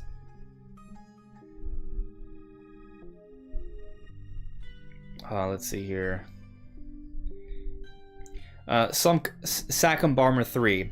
What if Nintendo Shadow dropped the Mario movie trailer on their channel and the Illumination channel and not the Rumor Direct? I think really it random. now. Yeah, but I do think. Oh, by the way, just side random thing. This is me being me. Wink to Man07 about Pilot 64. At some point, we got to get that for N64. So if we don't get a rare game, maybe that's announced. Like that's definitely in the cards. But anyways, this is now we're not going to go into talk about the Mario movie. I think now is the time to talk about the Mario movie. Cool. So, I love how we can just go through the chat and they basically, well, you guys are amazing. We're able to get to the chat, and by just kind of going through the chat, we get to the topics. Like that's just kind of how it happens. Chat always has good discussion. Always. Last year in the September Nintendo Direct, that's when they announced the voice actors. So the fact that Nintendo felt that it was proper to make the announcement of the Mario movie at the Direct, to me that says that they also feel that it makes the most sense to make the announcement at Direct about the Mario movie in general. True. So I think it makes more sense to expect that we're getting a Mario movie trailer in this Direct that's supposedly happening within a couple weeks. Especially, go on, Brandon. There's a lot of different factors here, because first of all, the Mario movie is a big deal. Just in and of itself, it's a big deal. You just shadow drop the trailer for that and not talk about it in the Direct. And then secondly, what you were saying is we have precedent of it being shown in Directs. The first time we saw it was in a Direct when they announced the voice actors. So it makes sense for them to do the same thing the next year. And thirdly, against shadow dropping it, it's not a game. Like, it's very weird for them to shadow drop like a big trailer for something that's not a game, that's like also really important, but it's also not like the theme park either. So I feel like this is very, I don't know, something about it. I'm gonna play a little bit of devil's advocate against you, even though you were supporting my point. It's a movie trailer. How else are movie trailers released? Good point. How are they released? They're shadow dropped. They're just shadow dropped. I think maybe sometimes that they may announce. When I say they, I mean just the collective, everyone who releases information about movies. There may be sometimes we kind of know they're about to announce a movie trailer. Sometimes they happen at conventions. Right. Sometimes they're just. I think more times than not they just happen. And sometimes they may tell us, "Hey, we're gonna come out with some news soon." But right. Ultimately, it's released on social media. Yeah, I was thinking more like this isn't something Nintendo typically like. Wasn't even that it was a movie. It was just that it wasn't a game. Like, this is not a typical Nintendo thing. So it'd be weird for them to just have it on their channel, just out of the blue. But at the same time, they do that for all kinds of things that are not just game related as well. So I do think that there's going to be some level of conversation they're going to have with the fan base directly through their Nintendo Direct. The same way they did it last year when they talked about the Mario voice actors. They had Shigeru Miyamoto come up on screen. They're going to do that again. There's going to be some conversation there, and then they'll give us a trailer. So because I think there's going to be some of that conversation, because there's that precedent, because the movie's coming out this April, and also actually because it seems like we're starting to get some details to surface now, I think we are close to an actual trailer for this movie. I don't know if you guys have heard. We gotta be close to a trailer for this movie. We got to, just purely based off timing. Yeah. But let's talk about a couple points that came up this week. One, people noticed that there was the Illumination website, and if you look at the drop-down menu, they have the Mario movie listed as Super Mario Bros. Ooh. So it's a potential leak for the Mario movie title. Potentially, it might just be a placeholder. But then also, apparently, there is this listing on Amazon for a Super Mario Bros. Movie themed Uno card collection, which may seem kind of like random, but the point is, if there's going to be a movie, there's going to be merchandising, and this may be a hint towards that merchandising.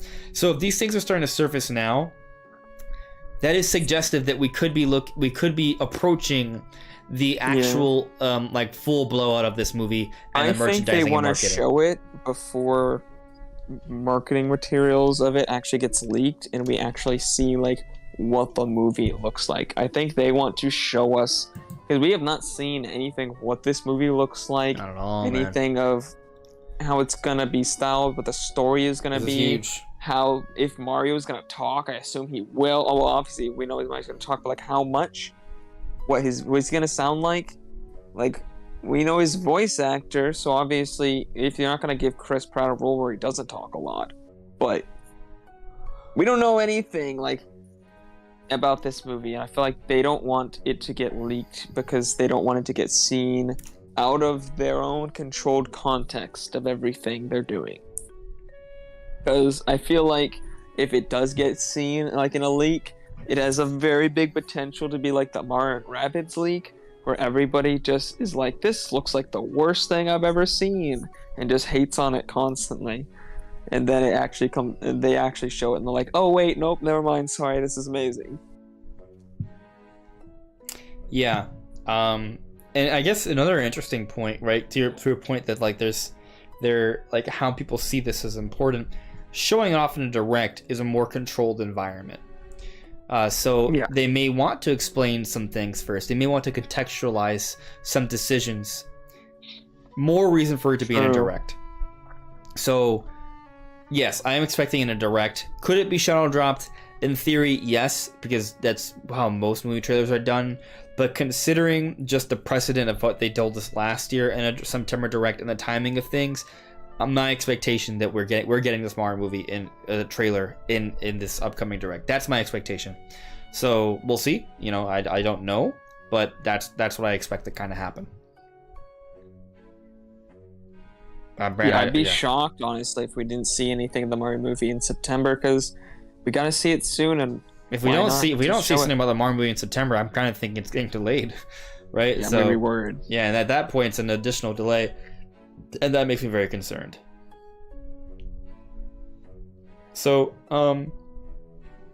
is there anything else you want to kind of touch on with this Mario movie before we move on? No. Okay. There's a lot to talk about, so we could go into different things we'd like to see about the movie, but like we got a lot to cover, and we don't have a lot of time actually, so.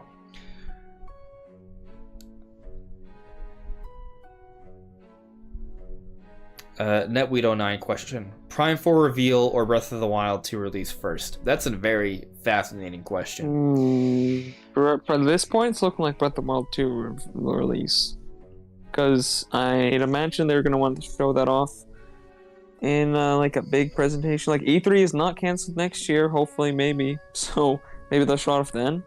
Or I kind of feel like we might see the next gen system before or at the same time. I'm making a weird face. As we see now. Prime 4. You're making a face. I disagree, sir. I disagree. I don't know if I'm not sure. I hear your point. Because it seems like it's a good bet for Prime 4 gets shown off at next year's E3. It's tough because we're not even sure Prime 4 comes out next year. So let me kind of just put it all out there. We're getting a direct next month. Not in the rephrase. We're supposedly getting a direct within the next couple of weeks this month. Okay. The Prime 4 reveal could happen during this direct. I'm not saying it will, but it could. If the Metroid Prime remasters is real and coming this holiday, if they bring that out, do you think they're just not going to even mention Prime 4? They're probably going to mention it. And to what extent are they going to mention it? Because they've already kind of done the whole mention thing already a couple times. Or once. So I think that there is a distinct possibility that we may get more than just a mention of Prime 4. Now, I don't think it'll be the focus. It may just be a tease. But that tease could even include a snippet of footage. So with that in mind, do we qualify that as the reveal? It's not the blowout, but is it the reveal? Right? So, I mean, technically, Prime 4 was revealed in 2017. Right, but I guess what we're talking about a gameplay reveal, right? Yeah. And a gameplay reveal, that's tough. An in-engine look at the game count as gameplay reveal if they don't actually see like gameplay? Well, so for example, would you agree we've already gotten the gameplay reveal for Breath of the Wild 2? Heck no, we have not. We haven't seen any gameplay of that game. We've seen biomes, my friend. Biomes. We've seen gameplay. We've seen some gameplay. We've seen Link technically running around, and we've seen Link doing some attacks. We've technically seen this. Yeah, but we have not seen true gameplay of how the game works. Like the true gameplay loop of the game has not been shown. No.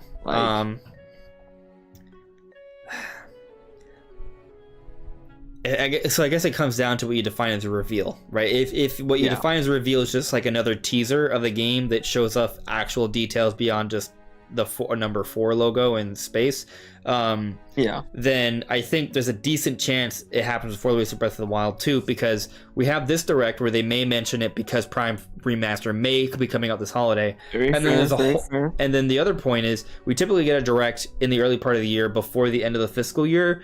So there could be a whole other general direct where there's that possibility as well. And let's say Prime 4 is coming out next holiday. If that is the case, there is a good chance they announce it, if not during this direct, in the next direct in the early part of the year. So there's 2 general directs where it might be announced or shown off to some extent. So, and that's assuming Breath of the Wild 2 comes out in March. It might not. It might take longer. And if it takes longer, then there may be a whole other direct beyond the E3, the E3 direct, where then it may be shown off again. So, I'm not sure. I kind of have a feeling. I'm not sure which one happens first. Yeah, it depends, because I do agree if it's going to come out this holiday, they'll probably announce it much earlier. The next holiday. Yeah, the next holiday. Yeah. I'm not. I knew what you meant. I'm just clarifying for those in the chat. That's all. Exactly. I feel you. So 2023 holiday. So if it come out then, I do think E3 is a little late for a game as big as Prime 4. However, if it's coming out like 2024, I think they could announce it, a year and a half early, and announce it at E3. And I don't think they would show it off before the release of Breath of the Wild 2, assuming the game's not getting delayed. I think E3 next year would be the earliest that they would show it if it was going to come out in 2024. If it's coming out 2024. The other consideration, right? So, with the news of the Metroid Prime Remaster, we've gotten news that Prime 2 and 3 are still technically happening. They're just going to be they're not going to be redone to the same extent as Prime 1. I think Twilight Princess Wind Waker HD, or maybe Skyward Sword HD. Like, minimal work done there.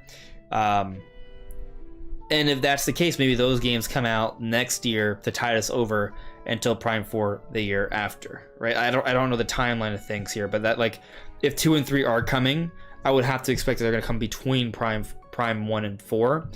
And I don't know how much of a gap we're going to see with that, right? I would think a whole year, maybe 6 months, but that's tough. So, if that's the case, I think that could push Prime 4 out till 2024. Let me rephrase that. I think that if we're actually getting news of Prime 2 and 3, that is suggestive that the timeline of Prime 4 may be a little bit further out. That's what I really mean. I'm not. You understand the distinction I'm trying to make? I think so. The distinction, just that they're not delaying Prime 4 to come out with 2 and 3. They're coming out with 2 and 3 because Prime 4 is not ready. Gotcha. Okay, I get what you mean. Yeah. Yeah, because they don't need to release 2 and 3 before 4. I don't think so. They don't need to do that. No, I don't think so. So, I mean, they can do basically, like, for example, with Metroid Dread, they didn't come out with Metroid 1, 2, 3, and 4, like, before Dread. Right? So, I don't think they'll do that for Prime 4. I think the fact that they're coming out with Metroid Prime 1 is already great, and they can explain the history in just their marketing for Prime 4. Same way they did it for Dread. Yes, technically Metroid 1 and Metroid... They'll probably have a big catch-up scene at the beginning of the game, too. Metroid 1 and Metroid 3 are available on Switch. Metroid 3 is Super Metroid. But Metroid 2 being Samus Returns, or Return of Samus, depending on which version you play, and Fusion. Well, is Fusion? No, Fusion's also... Yeah, 2 and 4 are not available. So, yeah, there's multiple Metroid games that came before Dread that weren't available on Switch. So, and still aren't. Yeah. Yeah. Anyway, I think Prime 4 will be mentioned again before Breath of the Wild 2 comes out. I don't think we get the blowout for Prime 4 until Breath of the Wild 2 comes out, but we may get a snippet of gameplay beforehand, and then that snippet will be small. And it ultimately comes down to what they want to mention about Prime 4 alongside the reveal of Prime 1 Remake. It may be very minimal. It may just be a couple of words. It may not be footage. So it just depends on what they decide to do with that. Because I don't think they're going to mention it several times until maybe, to your point, next E3. Yeah, I think the only reason to mention it now would be because Prime Remake. Yeah. So I got another interesting question here. Gabriel asks, do you think Nintendo has taken too long to reveal anything for the new Mario movie? No. And let me explain. It may even seem a little bit hypocritical because I complain about Nintendo taking too long with Breath of the Wild 2. But I feel like I've also noted that while it's upsetting and it's hard to deal with not getting information from Breath of the Wild 2, once they blow the lid off this game, assuming it's good, it doesn't matter. Yeah. And I think the same applies for the Mario movie. And actually, not only does it apply, I think it works in its favor. Because I think an issue with movies is that there's only so much to a movie, right? It's not like a video game that can be 100, 200 hours and it's fun to replay. A movie, once you've seen it, sometimes people don't like rewatching. A lot of people don't like rewatching movies. It's an hour and a half to 3 hours, and since it's probably gonna be closer to 2 or an hour and a half, just to be clear. You don't want to show too much of that off. I think it makes sense to wait. You don't have to pre-order a movie months in advance. I mean, yeah, maybe you may want to pre-order your tickets a few days in advance, right? And that's assuming you watch in the theater. Baby. Theaters are becoming increasingly less and less prevalent, which is a sad thing because I actually like the theater experience. But I think nowadays it's just because people have huge TVs and surround sound and great couches. So you got 4K 90-inch TV and surround sound. What do you need a theater for? I think the home theater experience is improving, but theater experience is still better for a lot of stuff, I think. I would have been upset if I saw the initial Avatar movie not in theater. Now, maybe you have an 84-inch 4K television with perfect surround sound and no dogs barking or lawn mowers going through. Not everybody has the home theater setup. But on the flip side, if you're at the theater, right, you're also at the mercy of those who are in the movie. You're at the mercy of those in the theater with you, right? If they're asshats, they're asshats. So, there's arguments on both sides. Anyway, though, main point with the Mario movie thing, there's only so much content you need to show off, right? So I think it makes sense to just wait closer to reveal, hype people up, keep it fresh in their minds with the initial trailer, and then it's only out a few months later. It's just something that it's so new for Nintendo. This is the first time Miyamoto himself's gonna be actually working with them on the movie. This is a huge deal for them. They have to make this movie be perfect. There's so much expectation for this movie to be good. There's so much need for this movie to be good. It cannot flop. just especially because of the original Mario movie from back in the day, like how bad that was. They can't have anything that makes this movie look even remotely bad at all. So they need it to come. When they talk about it, it's going to be everything's gonna be perfect. Everything's gonna be finalized. Everything's gonna be pretty much finished, and they're gonna release their perfect trailer exactly how they want it, and they're gonna show us their vision. But I feel like they haven't even had their vision full. I feel like this is just something like Nintendo does, but they like the main core idea and vision can like change and shift in ways throughout their entire projects. And I feel like especially with something like the Mario movie, where it's the first time they're doing something like this, I'm sure that happened a lot. Now, I'll play devil's advocate here, right? If you look at the Sonic movie, and they showed us how Sonic was going to look initially, and the backlash, the outcry that came from that actually ended up benefiting the movie positively. So, true. But also, you know, that was just really horrible. Like, yeah, I feel like Miyamoto's not going to come out with Mario looking like absolute garbage. But, you know, people could... I feel like the problem with this is I feel like the issues with the Mario movie aren't likely to be something that isn't controversial. Like, I feel like there's going to be both sides where people are going to love it and then other people are going to hate it. And I feel like Mario's voice is definitely going to be one of those things where people are going to be like, why did they get popular celebrities do the voice acting? This sucks. And other people are going to be like, this is the best thing ever. I'm so glad Mario sounds so... It's so much... I mean, there's going to be some people that are going to be annoyed by it, but I think... I don't know. Sometimes I think people are just a little too picky. But also... Yeah. I say that, but I'll also tell you, I am not easy to impress when it comes to watching movies. Like, maybe my Nintendo bias will shine through, but like most of the time I watch a movie, I'm like, oh, that was bad. Oh, that was disappointing. A recent example, I recently watched Nope, and I was looking forward to watching Nope for a while, and I watched Nope, and I'll tell you that there was a lot of elements about it that I liked, but once it was all said and done, I was like, oh, that was underwhelming. Yeah, like, so and that movie is reviewed movies, well. So I usually only watch movies if I know I'm gonna like them. Like, the last couple movies I watched was Multiverse of Madness, Doctor Strange. And that was underwhelming for me. No, that movie was awesome. It was one of the best MCU movies as of late. Really? Oh, okay. As of late, for sure. Right, well, I mean, it's just in general. Yeah, it's one of the best standalone MCU movies. I think the best Marvel product that I've seen since the last big Avengers movie, right, where all the main guys died, is Loki. Really? You're not gonna say Spider-Man No Way Home? Oh, you're dead to me. Oh, that was pretty good. The best thing that has ever come out of the MCU. I mean, I did like the Spider-Man For movie. me, it is. It's pretty good. Understand, this is like... I liked that it was depressing. Like, imagine which sounds terrible, but...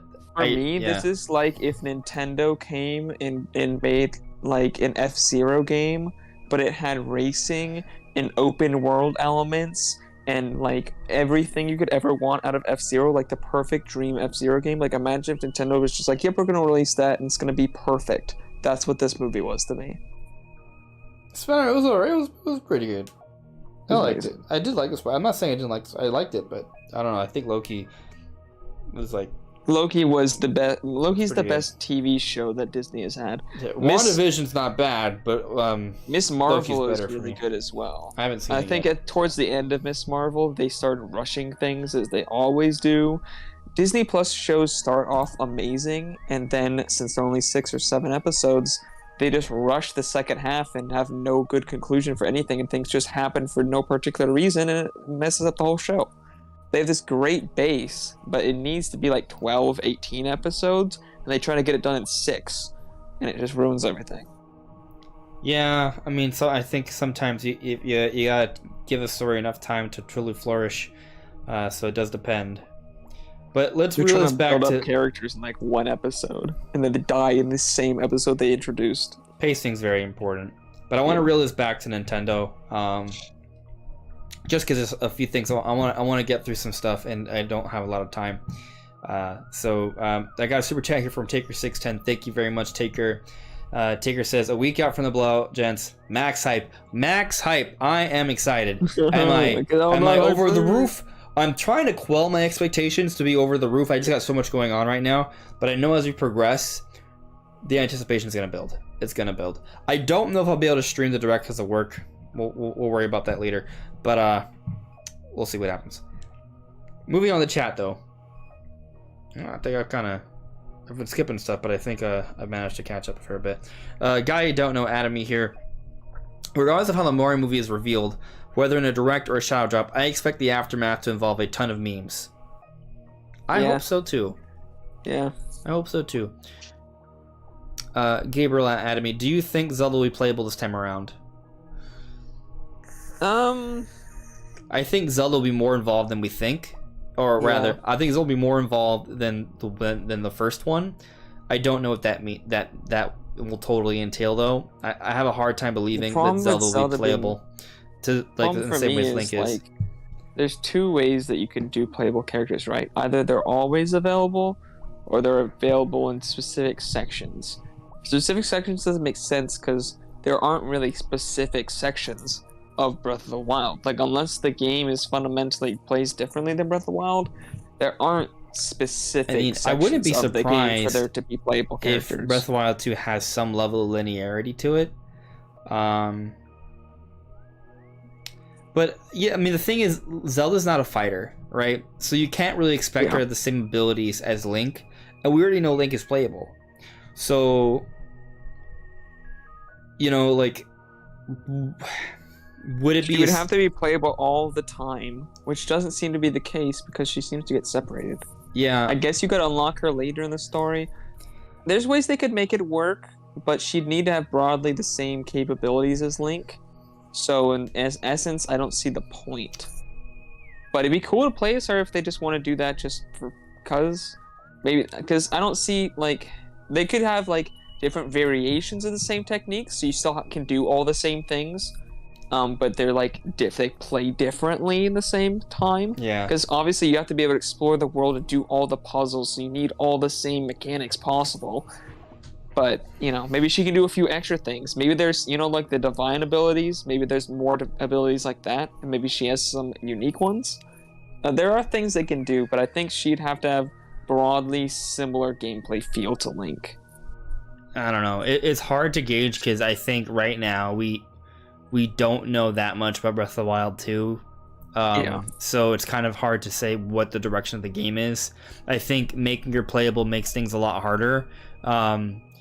To be cohesive and polished, like they may do it, but I think part of so I wouldn't be surprised that they may have considered the possibility of it, and maybe they played around with the idea, but ultimately ended up not doing it, just because going through the lengths of making another playable character with entirely different mechanics and abilities, and having it work in tandem with Link in a cohesive way that lent itself towards a very streamlined and fun experience overall. Like, they may have looked at it... That actually adds to the experience in a significant way as well. Right, exactly. That makes it a better experience as opposed to just, oh, we can do this, you know? So, I'm not saying it can't happen. It just kind of comes down to what they thought, and like, did they come up with a way for it to be something that ultimately leads to a more enriching experience, right? I understand people want to play as Zelda because they think Zelda is cool. I want to play as Zelda. I love the idea, but it has to be done right. So we'll see. I think she'll be more involved than before, but I don't know if that involvement necessarily means actual gameplay. I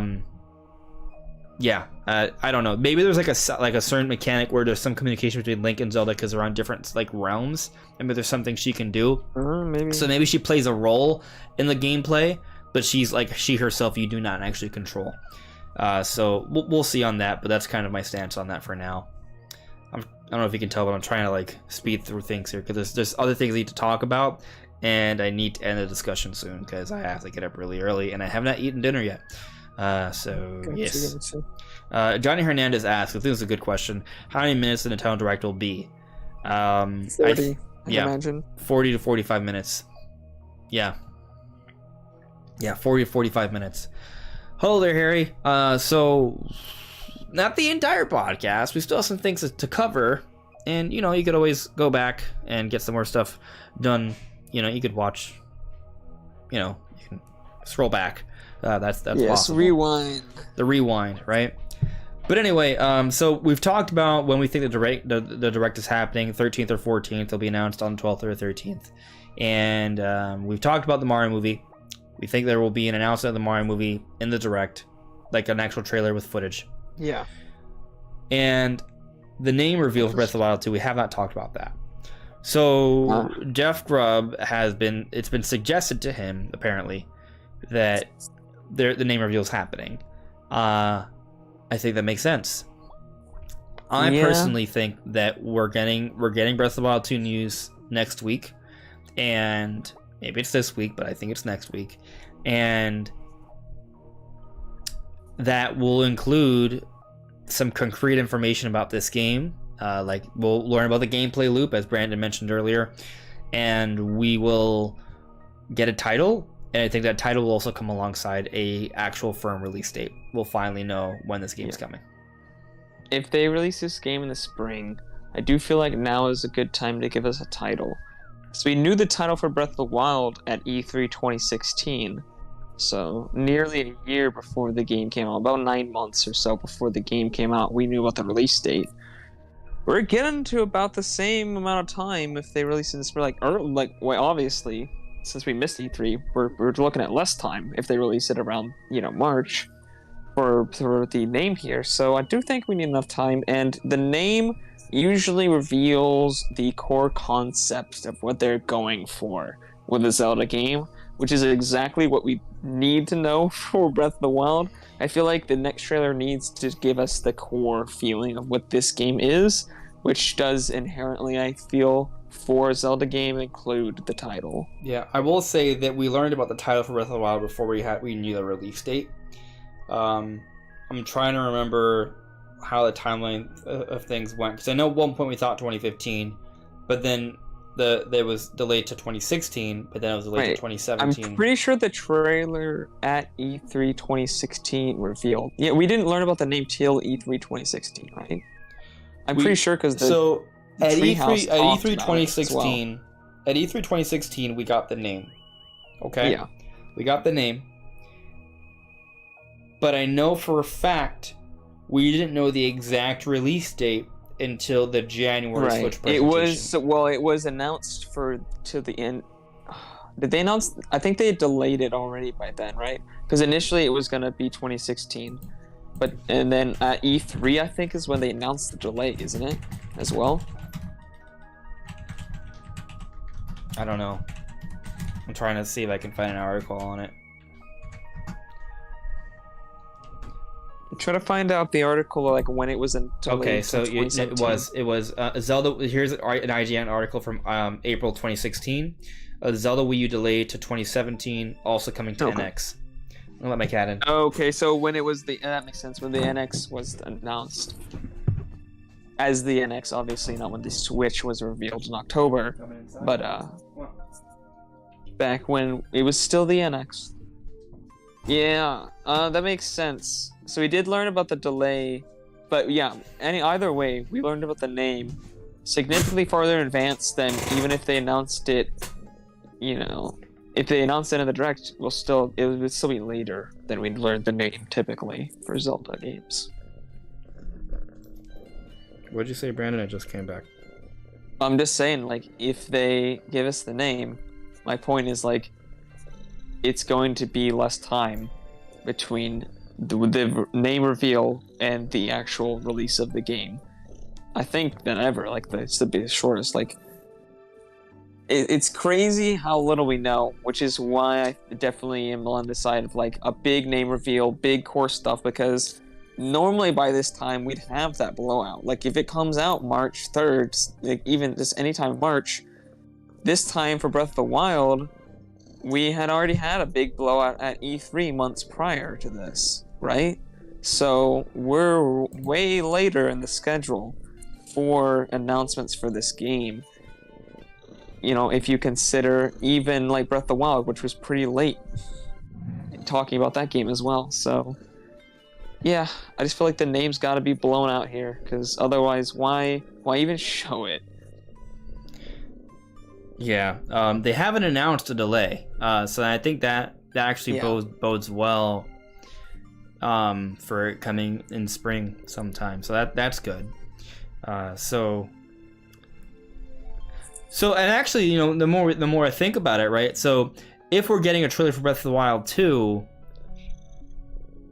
I don't see them announcing a delay. Like, think about it. Like, if they give us news for Breath of the Wild 2 at this direct, and maybe they don't give us a release date.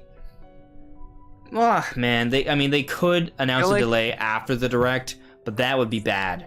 I think Nintendo would know if it's getting delayed at this point.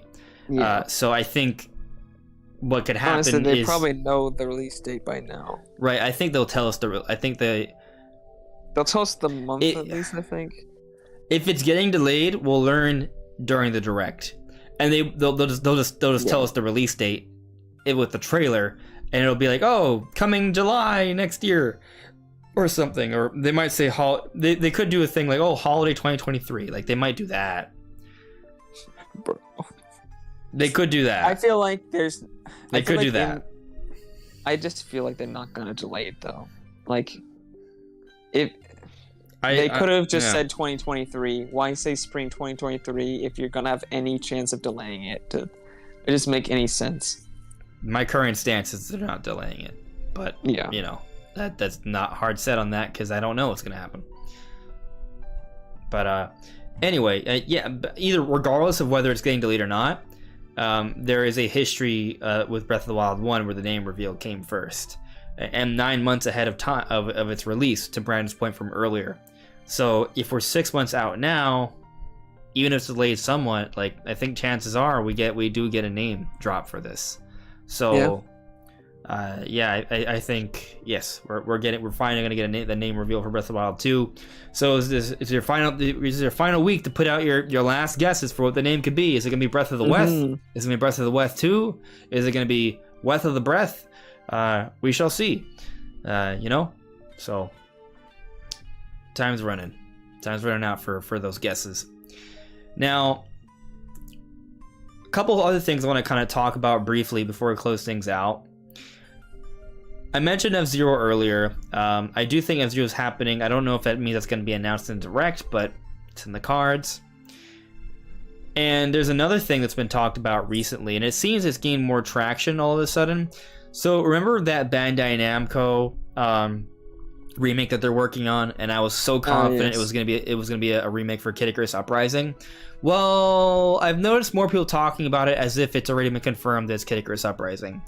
For example, going back to Jeff Grubb podcast, they talked about the remake. They're like, oh yeah, Kid Icarus, right? Like, yeah, like they were just kind of saying as if they knew it was Kid Icarus. No, they may just be assuming it's Kid Icarus like me, or maybe they know something, or maybe there's something else that's happened that's transpired between you know, that show and between the Bandai Namco news of them remaking something and that podcast.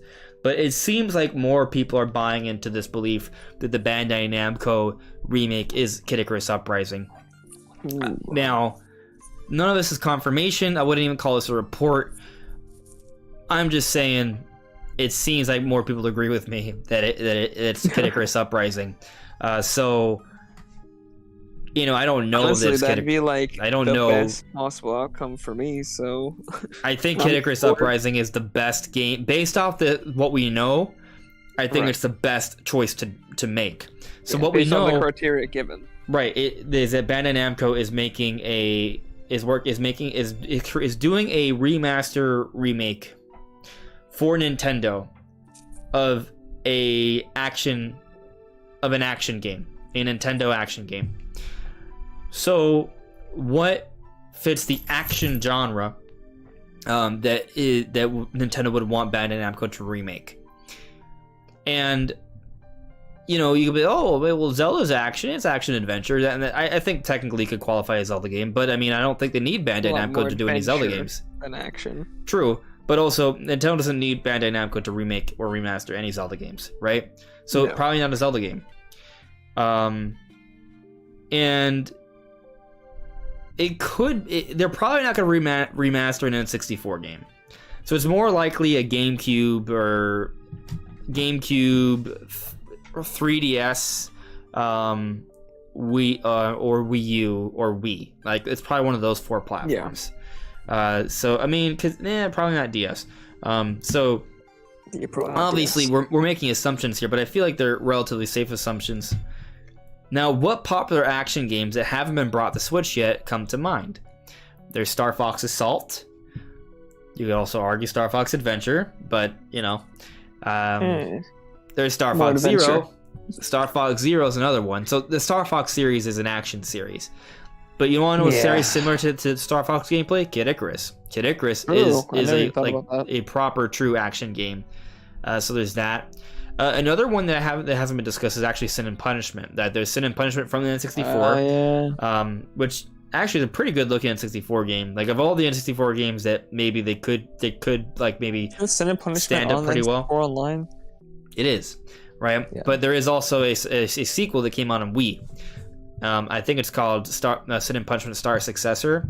It could be. Is that the name?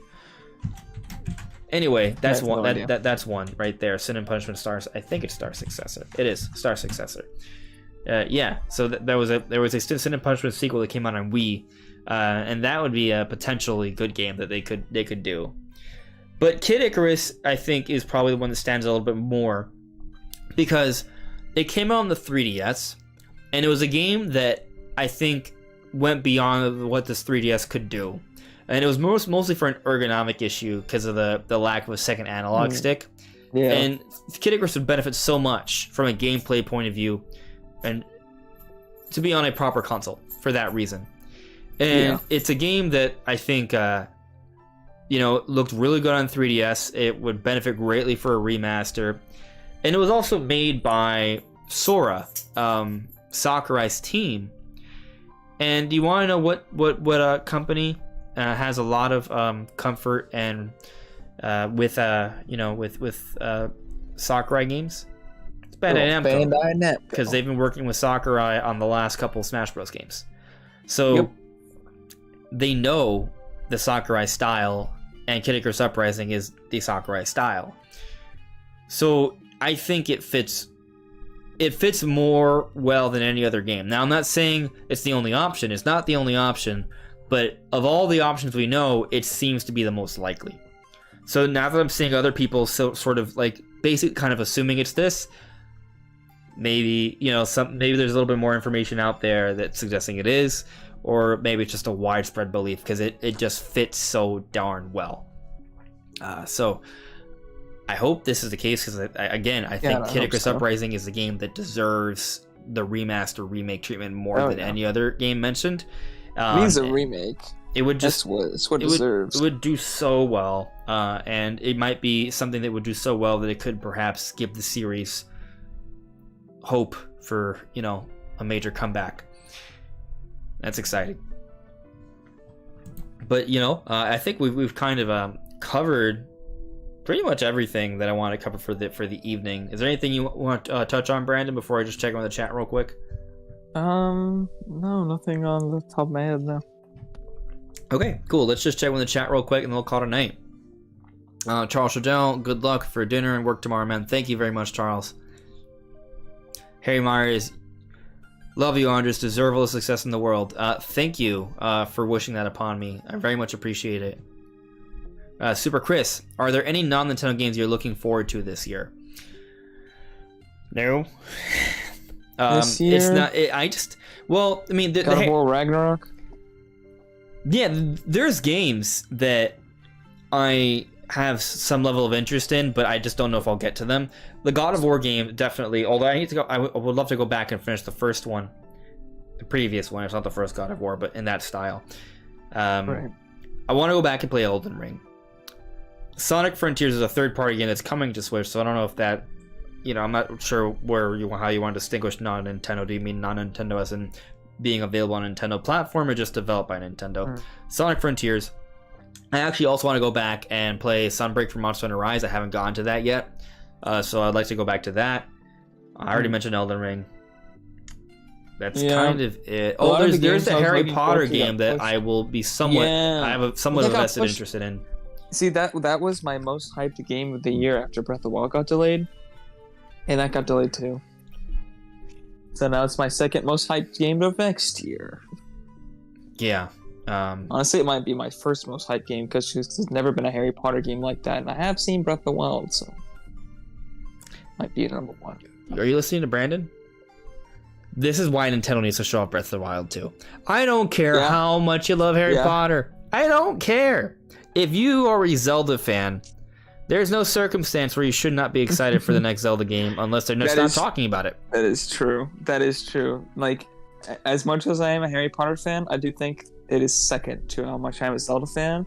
And right now, just because we know more about Harry Potter and I know like the potential of that game, and I don't know the potential of Breath of the Wild 2 yet, I'm more hyped for Harry Potter. Not gonna lie. So Nintendo, you gotta get on that. Change my mind. It's like that meme where the dude's sitting in front of the desk and it says "Change my mind." Yeah, that's me. And Nintendo, you gotta change my mind next week, next Tuesday even. Yeah, I think maybe Tuesday or maybe Wednesday. But you know what? I think the moment Nintendo tells you that there's gonna be Zelda news, you will already switch.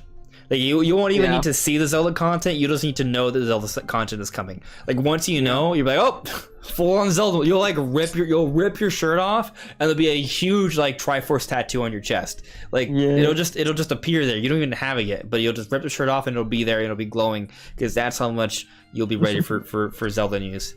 My left hand will just start glowing with the Triforce of Courage. Yeah, I do like that Darcy brought up new mainline Fire Emblem, please, because apparently there's actually that's something else I didn't bring up. Apparently, Nintendo has been sitting on quite a few games, and that does also include a new Fire Emblem, which doesn't shock me at all because the timing of it. I think we are due for a new Fire Emblem. I think Nintendo just is really just pacing themselves here with a lot of games. They may be sitting on Breath of the Wild too. That may be done. They may be working on the next big Zelda, and who knows? Maybe 3 years from now it'll actually come out. Probably not, but we'll see. No. Yeah. Anyways, guys, Johnny Hernandez, I don't pay too close attention to the other companies and like exactly when they're doing things, but I have heard there's a lot of news coming out this month from other game companies. I mean, the Tokyo Game Show is going to be talking about other game companies as well, so yeah. Sony always has a big presence too. Yeah. There's another question here, so I just feel like answering it. Anonymous, when is Mario Galaxy 2 coming to Switch? Never. And with that, I will end the discussion. Sorry. So I have no idea, right? We got 3D All-Stars, and Galaxy 2 was not there. I think as much as I would love to see Galaxy 2, like that, I just don't know what the timeline would even be on that. Like at some point, maybe it could come, but I have no idea when. Like it's just kind of. I don't know. What are you guys talking about? We already have Mario Galaxy 1, the best version. You don't need to. Galaxy 2 has Yoshi. Screw Yoshi. Galaxy 1 had story. Galaxy 2 had messed up everything. I'm just kidding. I like Galaxy 2 as much. I just feel like everybody likes Galaxy 2 more, and I feel like I actually kind of prefer the original. I'm not gonna lie. Galaxy 2 had a giant space dragon. Fair. Right? They're both amazing games. I do want to see Galaxy 2 eventually. I just, there's just not enough information to really like say with any confidence when it's gonna come. I would love to give you like an idea, but I think the truth is like it could happen. It could be shadow dropped this month. It could come out 3 or 4 years from now. Like we really just don't have any sort of good like idea of when it's happening. Yeah. Okay, Darcy. Darcy has a question. I gotta check it out. Darcy said, "Are we expecting a new Virtual Consoles part of Switch Online?" I know a lot of people are kind of hoping for that, and we talked about it earlier, right? And yeah, we touched on it. Yeah, a little bit. I think because we got in the N64 stuff last year, it doesn't. There's a part of me that thinks no, but then on the flip side, I think they do need new content for the lower tier. The first tier of Nintendo Online that's cheaper, so for that reason maybe, but typically we see like actual platforms added every couple years, it seems like. So I'm a little. I'm give it a 25% shot, only because yeah. they need to satisfy the base tier. Otherwise, it'd be way lower than that for me. It's been rumored for some time though, so it could finally happen. But I wouldn't be surprised if it doesn't happen until next year. Yeah. Yeah. But anyways, guys, that's all for now. Thank you so much for watching. If you could leave a like, that'd be super appreciated. If you're new here, subscribe. That'd be great too. And we'll see you later. I think we're in for some exciting times. Have a great night, everyone. Take care. Bye. Bye, guys.